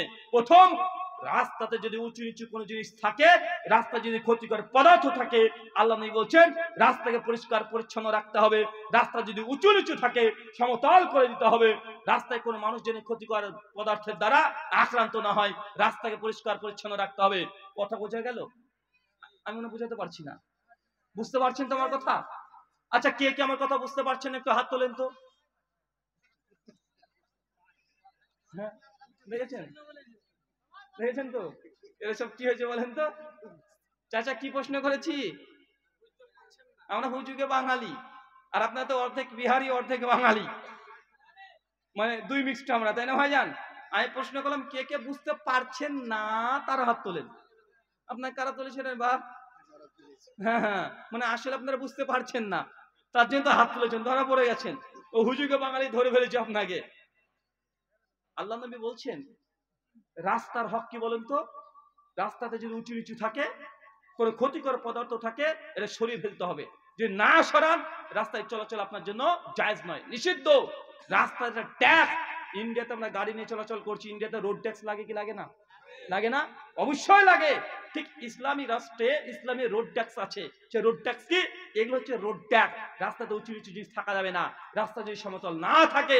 কবে মমতা দিদি বা আপনাদের বিহারের প্রেসিডেন্ট মুখ্যমন্ত্রী কে আছে, নীতিশ কুমার, কবে আপনাকে রাস্তা করে দেবে? মুসলমান এই অপেক্ষা বসে থাকতে পারে না। এলাকার যুবক তরুণদের কাজ প্রত্যেক বাড়ি থেকে 200-500 টাকা করে চাঁদা তুলে সঙ্গে সঙ্গে এলাকার রাস্তাকে সমতল পরিষ্কার পরিচ্ছন্ন রাখা, এটা রাস্তার হক। যদি আদায় না করেন, রাস্তাটা আপনার চলা জায়েজ নয়। মায়েদেরকে বলি, আসার সময় দেখলাম আপনাদের এলাকাতে ঢোকার সময়তে রাস্তার উপরে অনেকগুলো গরু মহিষকে বেঁধে রেখে দিয়েছে। রাস্তাতে প্রস্রাব পায়খানা করছে, গোবরের দুর্গন্ধে টিকা যাচ্ছে না, রাস্তাকে অপরিষ্কার ও পরিচ্ছন্ন রেখে দিয়েছে। এটা রাস্তার হককে নষ্ট করা হচ্ছে। যদি রাস্তাকে পরিষ্কার পরিচ্ছন্ন করতে না পারেন, গরুকে বাঁধা না যায়, হারাম নয়, বাঁধতে পারেন, কিন্তু গরু যদি গোবর যদি দিয়ে দেয়, যদি প্রস্রাব যদি করে দেয়, দ্রুত যত তাড়াতাড়ি সম্ভব আপনার বাড়ির চাইতে রাস্তাকে পরিষ্কার পরিচ্ছন্ন রাখা, এটা রাস্তার হক। যদি আদায় না করেন, রাস্তাতে গরু ছাগল বাঁধা জায়েজ নয়। কথা বুঝতে পারলেন না? মনে হয় কঠিন মনে হচ্ছে। আরে এটা ইসলাম। ওই যে আল্লাহ নবী বললেন জান্নাত ঘেরা আছে কি দিয়ে? নিয়ম নীতিমালা দিয়ে। এই যে এটা হচ্ছে নিয়ম নীতি, মানে রাস্তায় চলবেন, নিজের ইচ্ছে মতো চলতে পারবেন না। রাস্তায় চলতে হলেও রাস্তার সম্মান রক্ষা করতে হবে, রাস্তার অধিকার আছে, রাস্তার হক আদায় করতে হবে, রাস্তার আদাব আছে। যদি পালন না করেন, রাস্তা দিয়ে চলাচল আপনার জন্য জায়েজ নয়। অনেক সময়তে দেখা যায় রাস্তাতে উঁচু নিচু আছে, দ্রুত 24 ঘন্টার মধ্যে আগামীকাল সিদ্ধান্ত নিতে হবে রাস্তাকে পরিষ্কার পরিচ্ছন্ন করার। এটা ইমানি দায়িত্ব। এটা সরকার কবে করবে? মুসলমানের বাচ্চা তার অপেক্ষায় থাকতে পারে না। নিজের দায়িত্ব, অলঙ্ঘনী দায়িত্ব, রাস্তাকে পরিষ্কার পরিচ্ছন্ন করা। মুসলিম মানে কি জানেন চাচা? আমরা কি মুসলিম না? মুসলিম কি ভাষা? আরবি। মুসলিমের বাংলা মানে কি হবে একজন বলেন তো? হ্যাঁ, মাশাআল্লাহ, ইয়াং ছেলে পেলে বেশি বলে দিচ্ছিল বাবা। আপনারা চাচা কি করছেন? আমি খুব কষ্ট পাচ্ছি আজকে, খুব কষ্ট পাচ্ছি চাচা। আমরা নিজেকে মুসলিম দাবি করছি, কিন্তু মুসলিমের বাংলা মানে কি এটাই জানি না। মুসলিম মানে কি? আত্মসমর্পণকারী। কি? আত্মসমর্পণকারী। যে ব্যক্তি নিজের সমস্ত ইচ্ছা আল্লাহর কাছে সমর্পণ করে দেয়, তাকে আরবিতে কি বলা হয়? মুসলিম। মানে আপনার কোনো ইচ্ছা থাকবে না, আপনার যা ইচ্ছা সব কার কাছে সমর্পিত হবে? আল্লাহর কাছে। Submission of god, servant of god, আল্লাহর দাসত্ব করে নেওয়া, এটাকে বলা হয় মুসলিম। মানে নিজের ইচ্ছা আর কি, নিজের ইচ্ছার চলবে না। মুসলমান দাবি করলে পায়ের ধাপটা নিজের ইচ্ছা মতো ফেলা যায় না। এই পা নিজের ইচ্ছে মতো ফেলতে পারবেন না। দেখবেন এই পাটা ফেলতে হলেও নিজের ইচ্ছা মতো আপনি পায়ের ধাপ ফেলতে পারবেন না। চাচা, যে মসজিদে ঢোকেন কোন পাকে ঢোকে? ডান পা। বের হওয়ার সময় কোন পা আগে বের হয়? বাম পা। দেখেন এটা মুসলমানের বাচ্চার পা, ইচ্ছে মতো চলবে না। আচ্ছা, বাথরুম ঘরে যখন ঢুকবেন কোন পাকে ঢোকে? বাম পা। বের হওয়ার সময় ডান পা। কেন? এটা মুসলমানের পা, নিজের ইচ্ছে মতো পায়ের ধাপ ফেলার ইজাজত নেই। কেন? জান্নাত ঘেরেছে নিয়ম নীতি দিয়ে। এই নিয়ম নীতি মেনে আপনাকে জান্নাত যেতে হবে। আরে মুসলমান, রাস্তাতে চলতে হলে কমপক্ষে 20 খানা রাস্তার হক রক্ষা করতে হয়।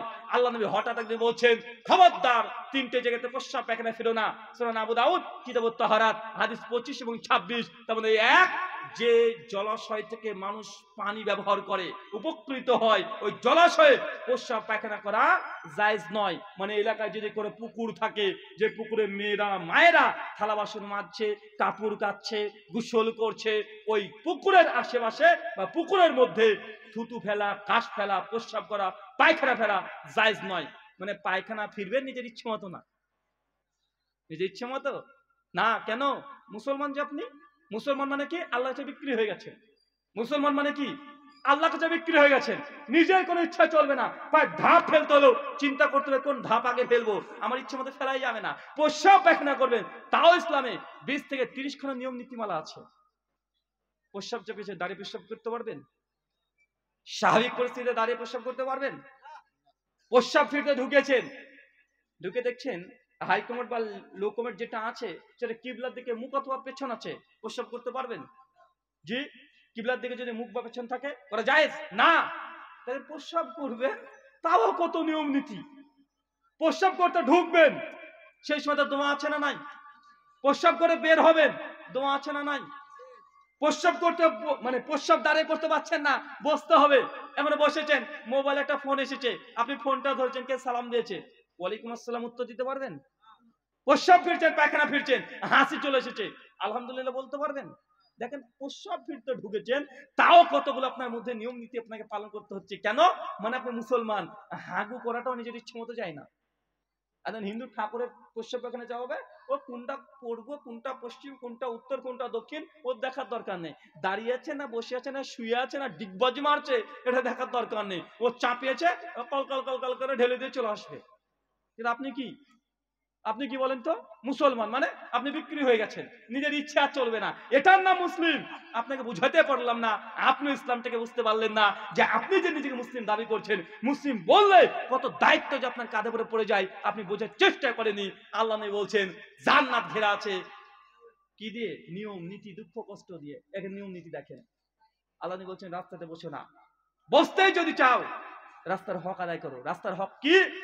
অপরিচিত করে পথিক যদি রাস্তার ঠিকানা জানতে চায়, দ্রুত তাকে ঠিকানা জানিয়ে দিতে হবে। বুঝতে পারলেন না?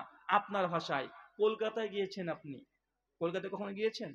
হ্যাঁ, কলকাতায় দেখেন পিজি হসপিটালে যাবেন, আপনি নতুন মানুষ, চেনেন না, আর কলকাতা পিজি হসপিটালে আপনি যাবেন, আপনি চলে গেছেন ধরেন, এই দেখা যাচ্ছে পিজি হসপিটালের পেছনেই দাঁড়িয়ে আছেন আপনি, কিন্তু আপনি চেনেন না এটা পিজি হসপিটাল। এখন আপনি তো কোনো ট্যাক্সিওয়ালাকে যদি বলেন দাদা একটা পিজি হসপিটালে যাবো, একটু দাদা একটু নিয়ে যাবেন, কোথায় কোন দিকে জানেন? যখন এই কথা বলবেন না, ওই ট্যাক্সি ড্রাইভার খুব চালু মাল, ও তখন বুঝে নিয়েছে হে মাল নতুন। আচ্ছা পেছনে পিজি হসপিটাল, তুই বলছিস কোন দিক দিয়ে পিজি হসপিটাল? ও তো বলে আরে দাদা আসলে ঠিকই আছে, কোনো সমস্যা নেই, আপনি গাড়িতে চাপুন, আপনাকে আমি পিজিতে নামিয়ে দিচ্ছি, খুব ভদ্র ব্যবহার করবো। বলছে দাদা কত করে নেবেন? আর কত আর দেবেন, সবাই 40 টাকা কিলোমিটার দেয়, আপনি 35 টাকা দিয়ে গাড়িতে বসিয়ে নিবে। ও বসানোর পর গোটা কলকাতা, হাওড়া, হুগলি, বর্ধমান সব ঘুরিয়ে নিয়ে এসে 2 ঘন্টা ঘুরিয়ে আপনি যেখানে দাঁড়িয়েছিলেন ঠিক তার 10 হাত উল্টো জায়গাতে দাঁড় করে দেবে। দাদা এখানে নামেন, ওই যে রাস্তা দেখছেন এই বিল্ডিং, তার পরে বিল্ডিংটা দেখতে পাচ্ছেন, এটাই পিজি হসপিটাল। আপনি তখন মনে মনে ভাববেন জায়গাটা চিনা চিনা লাগছে, কি আবার কোথায় যেন দেখেছি। আরে কোথায় দেখেছি না, তুমি ওখানে দাঁড়িয়েছিলে। ভাই এমন হয় কি হয় না, কথা বলেন? আরে এমন হয়, বাস্তব। আল্লাহ নবী 1400 বছর আগে বলছে কেউ যদি গন্তব্য জানতে চায়, কোন পথিক যদি গন্তব্য জানতে চায়, তাকে রাস্তা দেখিয়ে দেওয়া, এটা একজন মুমিনের দায়িত্ব। ভুল রাস্তা ঠিকানা দিতে পারেন না নিজের লাভের কারণে। 1400 বছর আগে আল্লাহ নবী অন্ধকারের যুগ, যে সময় লাইট তো দূরের কথা, একটা হারিকেনের কাঁচ আবিষ্কার হয়নি, সাইকেল তো দূরের কথা, একটা ভোল্টিউব আবিষ্কার হয়নি, সেই সময় আল্লাহ নবী দেখেন ট্রাফিক আইন বলে দিচ্ছে, বলছে না ট্রাফিক আইন নয়, রাস্তাতে কেউ চলতে হবে, ট্রাফিক আইন নয়, ট্রাফিক আইন আল্লাহ নবী 1400 বছর আগে বলে দিচ্ছে। আজকে তো গোটা বিশ্বের ট্রাফিক আইন চলছে, আল্লাহ নবী 1400 বছর আগে বলে দিয়েছে ইসলাম যে কত বিশুদ্ধ। আপনাকে বুঝতে হবে জান্নাত ঘেরা আছে নিয়ম নীতিমালা দিয়ে। আল্লাহ নবী বলছেন তুমি রাস্তায় বসো না, বসতেই যদি চাও রাস্তার হক আদায় করো। রাস্তার হক মানে আল্লাহ নবী বলছেন কোন বোঝাশীল ব্যক্তির কাঁধ থেকে বোঝা হালকা করে দাও। বুঝলেন না বিষয়টা? আপনার ভাষায় বলি, একটা রিক্সা, একটা ভ্যান রাস্তা দিয়ে যাচ্ছে, হঠাৎ করে গর্তের মধ্যে পড়ে গেছে, বা যায় না, বা রিক্সা উল্টে গেছে, সাইকেলওয়ালা পড়ে গেছে, আল্লাহ বলছে বোঝাওয়ালা ব্যক্তির বোঝা হালকা করে দাও। ও যদি পড়ে যায়, আপনি বাবু 4 চাকা গাড়িতে চড়ে আছেন, মোটরসাইকেলে আছেন, কিন্তু যদি মুসলিম হন দ্রুত গাড়িটাকে রেখে ওই ভ্যানওয়ালার ভ্যানে ঠেলা দিয়ে ওকে রাস্তায় তুলে দিতে হবে, সাইকেলওয়ালাকে তুলে দিতে হবে। বোঝা যদি পড়ে যায় তার সঙ্গে সহযোগিতা করে তার কাঁধে তুলে দিতে হবে। এটা রাস্তার হক, যদি আদায় না করেন রাস্তাতে আপনার জন্য বসে জায়েজ নয়।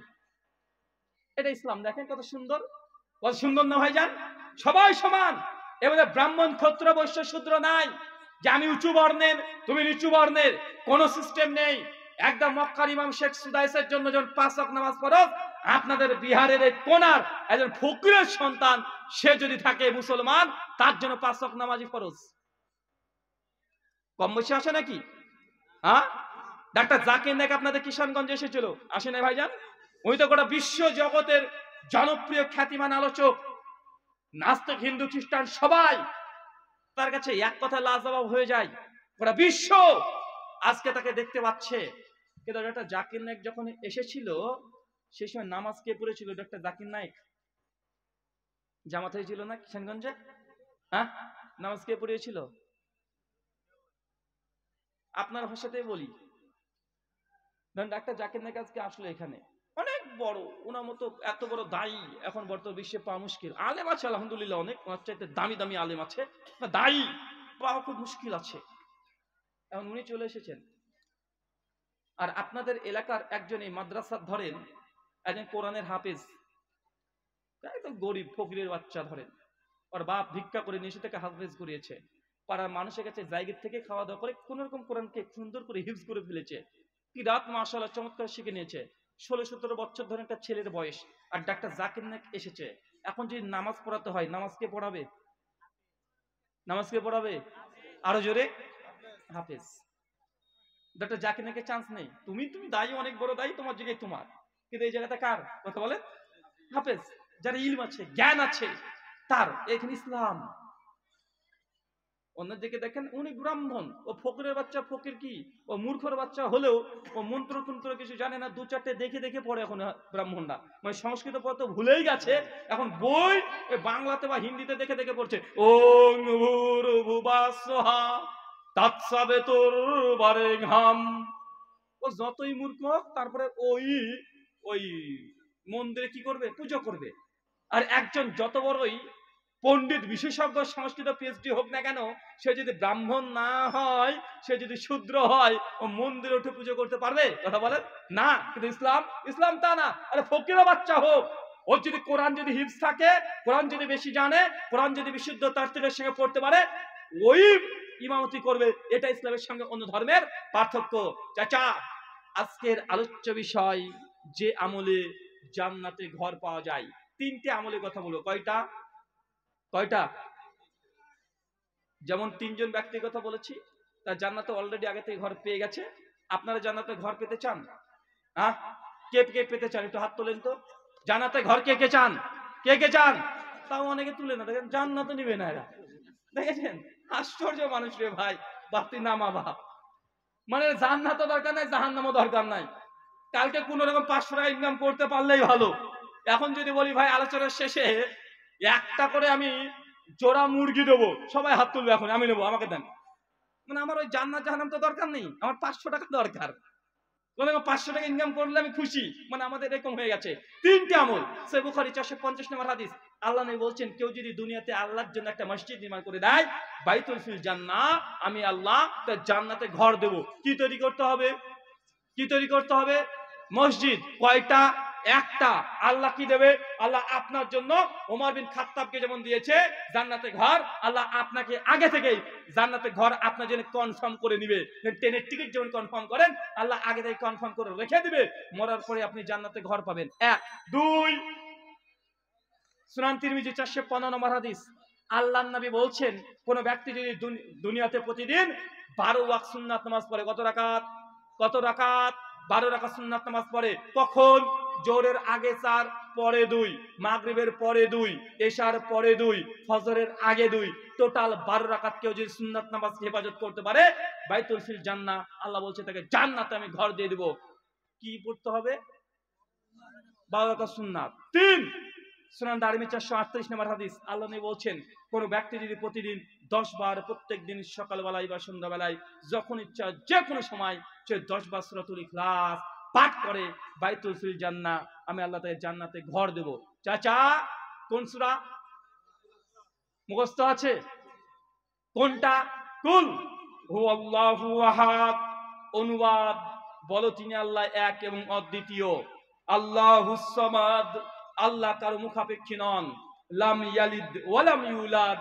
অনুবাদ, তিনি কাউকে জন্ম দেননি, তিনিও কারো কাছ থেকে জন্ম নেননি। ওয়ালাম ইয়াকুল্লাহু কুফুয়ান আহাদ, তার সমতুল্য সমকক্ষ কোনো কিছুই নেই। এই সূরাটা সূরা ইখলাস প্রতিদিন 10 বার পাঠ করতে হবে। কি পাবেন? বাইতুল ফিল জান্নাহ, আল্লাহ জান্নাতে আপনাকে ঘর দেবে। কি দেবে? আচ্ছা, কয়টা আমলের কথা বললাম? হ্যাঁ, দুইটা বলেছি, একটা হজম করে ফেলেছি এখন। কয়টা বলেছি? আচ্ছা, চট করে একজন দাঁড়িয়ে বলেন তো তিনটে আমল কি কি বললাম এখনই। সমস্যা আমার, আমি আগে বলেছি না, আমি কথায় কথায় প্রশ্ন করি, কথায় কথায় হাত পা তুলতে বলবো, কেন জানেন? কারণ এটা করলে বক্তার সঙ্গে শ্রোতার কানেকশন ডিসকানেক্ট হবে না। কারণ বর্তমান আমাদের সাইকোলজিস্টরা বলছে একজন লেকচারারের সঙ্গে তার অডিয়েন্সের সম্পর্ক থাকে 35 থেকে 45 মিনিট, মানে 35 থেকে 45 মিনিট নির্গুণ ভাবে তারা একে অপরের সঙ্গে কানেকশন থাকবে। 45 মিনিটের উপরে হয়ে গেলে বক্তার কথা শ্রোতার উপলব্ধি করতে পারবে না, ও শুনবে কি যে বললো নিজে বুঝতে পারবে না। তার জন্য স্কুল দেখেন, কলেজ দেখেন, ইউনিভার্সিটি দেখেন, ক্লাস কত মিনিট হয়? কত মিনিট? 35 থেকে 45, তার বেশি যাবে না। কেন? কারণ তারা জানে 45 মিনিটের অতিরিক্ত হয়ে গেলে ছাত্র আর কিছু বুঝতে পারবে না। কিন্তু আমরা বক্তা মানুষ, আমাদের তো 1-2 ঘন্টা না হলে গিয়ারে উঠে না।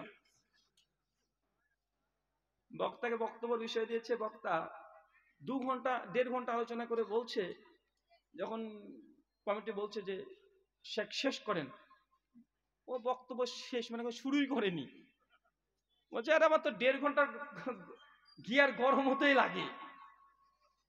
শেষে বলছে যথেষ্ট সময় হাতে না পাওয়ার কারণে আর কিছু আলোচনা করতে পারলাম না, এখানেই শেষ। শ্রোতা ভাবছে বাপ রে বাপ, এখন শুরুই করলো না 1.5 ঘন্টা, মানে এখনো বক্তব্যের ভিতরেই প্রবেশ করতে পারেনি, 1.5 ঘন্টা সময় চলে গেছে। ভাই এমন আছে না নাই? দুনিয়াতে অনেক মানুষ আলোচনা করে। ভারতবর্ষের প্রধানমন্ত্রী কোন জাতির উদ্দেশ্যে যখন ভাষণ দেয় কখনটা 1 ঘন্টা 2 ঘন্টা না। ডোনাল্ড ট্রাম্প আমেরিকার প্রেসিডেন্ট বা জর্জ বুশ ধরেন, যে কেউ পৃথিবীর প্রধানমন্ত্রী যারা আছে তারা ক মিনিট বক্তব্য দেয়? 5 মিনিট, 7 মিনিট, 10 মিনিট, 15 মিনিট। কিন্তু আমরা হুজুর 2 ঘন্টা ছেড়ে গরমই হয় না। কয়টা আমল দিয়েছি? চট করে দাঁড়িয়ে একজন বলেন, তুমি বলবে? 1, মসজিদ নির্মাণ করা। 2, সূরা ইখলাস কয়বার? এই মাঝে টুকলি দাও কেন বাপ? কয়বার? 10 বার। সূরা ইখলাসটা বলো তো।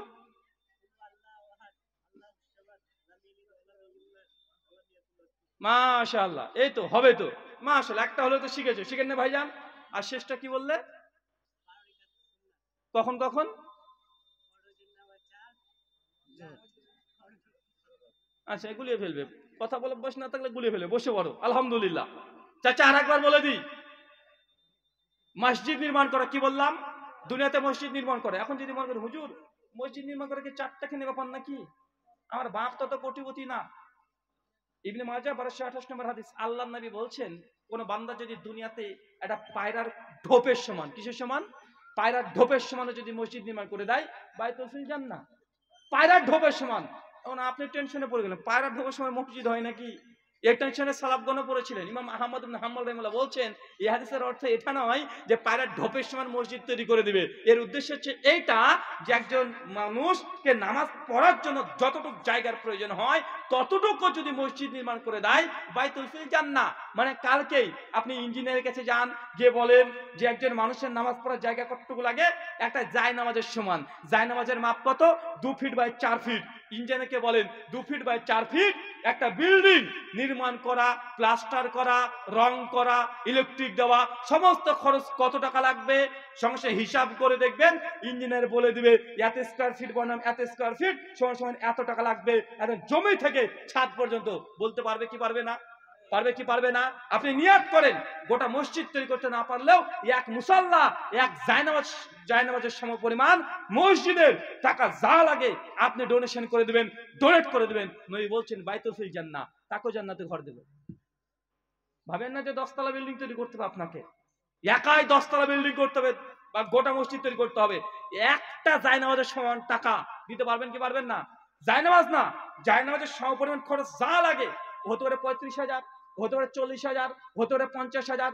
নিয়াত করে নেন, আপনার বাপ মা কবরে আছে, কতজন বেদাতিরা আছে তারা 40 খানা দেয়, দেয় না ভাইজান? দেয় না ভাইজান? লাখ লাখ টাকা তারা খরচ করছে মৈত্রী খানার নামে, মরামশা খানার নামে, বুটগঞ্জে, ছোলা গঞ্জে। আপনি তো আহলে হাদিস, আপনি সুন্নাতে আমলটা করতে পারবেন না? ইনশাআল্লাহ পারবেন। 2 12 রাকাত সুন্নাত নামাজ, জোহরের আগে 4, পরে 2, মাগরিবের পরে 2, এশার পরে 2, ফজরের আগে 2, টোটাল কত হলো? 12 রাকাত। আর প্রতিদিন 10 বার সূরাতুল ইখলাস। কখন? যখন মন চায় তখন 10 বার পড়লেই জান্নাতে ঘর। অনেক যুবক ভাবছে বাপরে বাপ, এই আমলটাই ভালো, শেষেরটাই ভালো, 10 বার সূরা ইখলাসটা পড়ে নি, এখনই পড়ে নিয়েছি আর ভাবছে জান্নাতে ঘর হয়ে গেছে মনে হয়। এটা একদিনকার আমল নয়, এটা আমলে খাস, মৃত্যু পর্যন্ত আমলটা চলবে, কন্টিনিউয়াসলি চলবে। ভূমিকম্প হোক, মনে পড়লো আজ তো পড়িনি, পড়ে নিলেন। কথা বুঝতে পারলেন? এরকম যদি আমলে খাস আপনার অন্তরে থাকে, বাইতুল ফিল জান্নাহ, জান্নাতে আল্লাহ আপনাকে ঘর দেবে। আল্লাহ আমাদের এই 3টি আমলের মধ্যে যে কোনো একটা আমল করা তৌফিক দান করে, সকলে বলি আমিন। আল্লাহ আজকে যতগুলো আলোচনা করলাম, প্রথমে আমাকে, তারপর আপনাদের প্রত্যেককে আমল করা তৌফিক দান করে, সকলে বলি আমিন। কিছু প্রশ্ন আসছে, শেখ আপনি পড়েন। আচ্ছা, বক্তা নিয়ে চলে আসুন। হ্যাঁ, ও আপনাদের বাংলাতে সমস্যা হবে না। প্রশ্ন, আমরা চাঁদ দেখে রোজা রাখবো,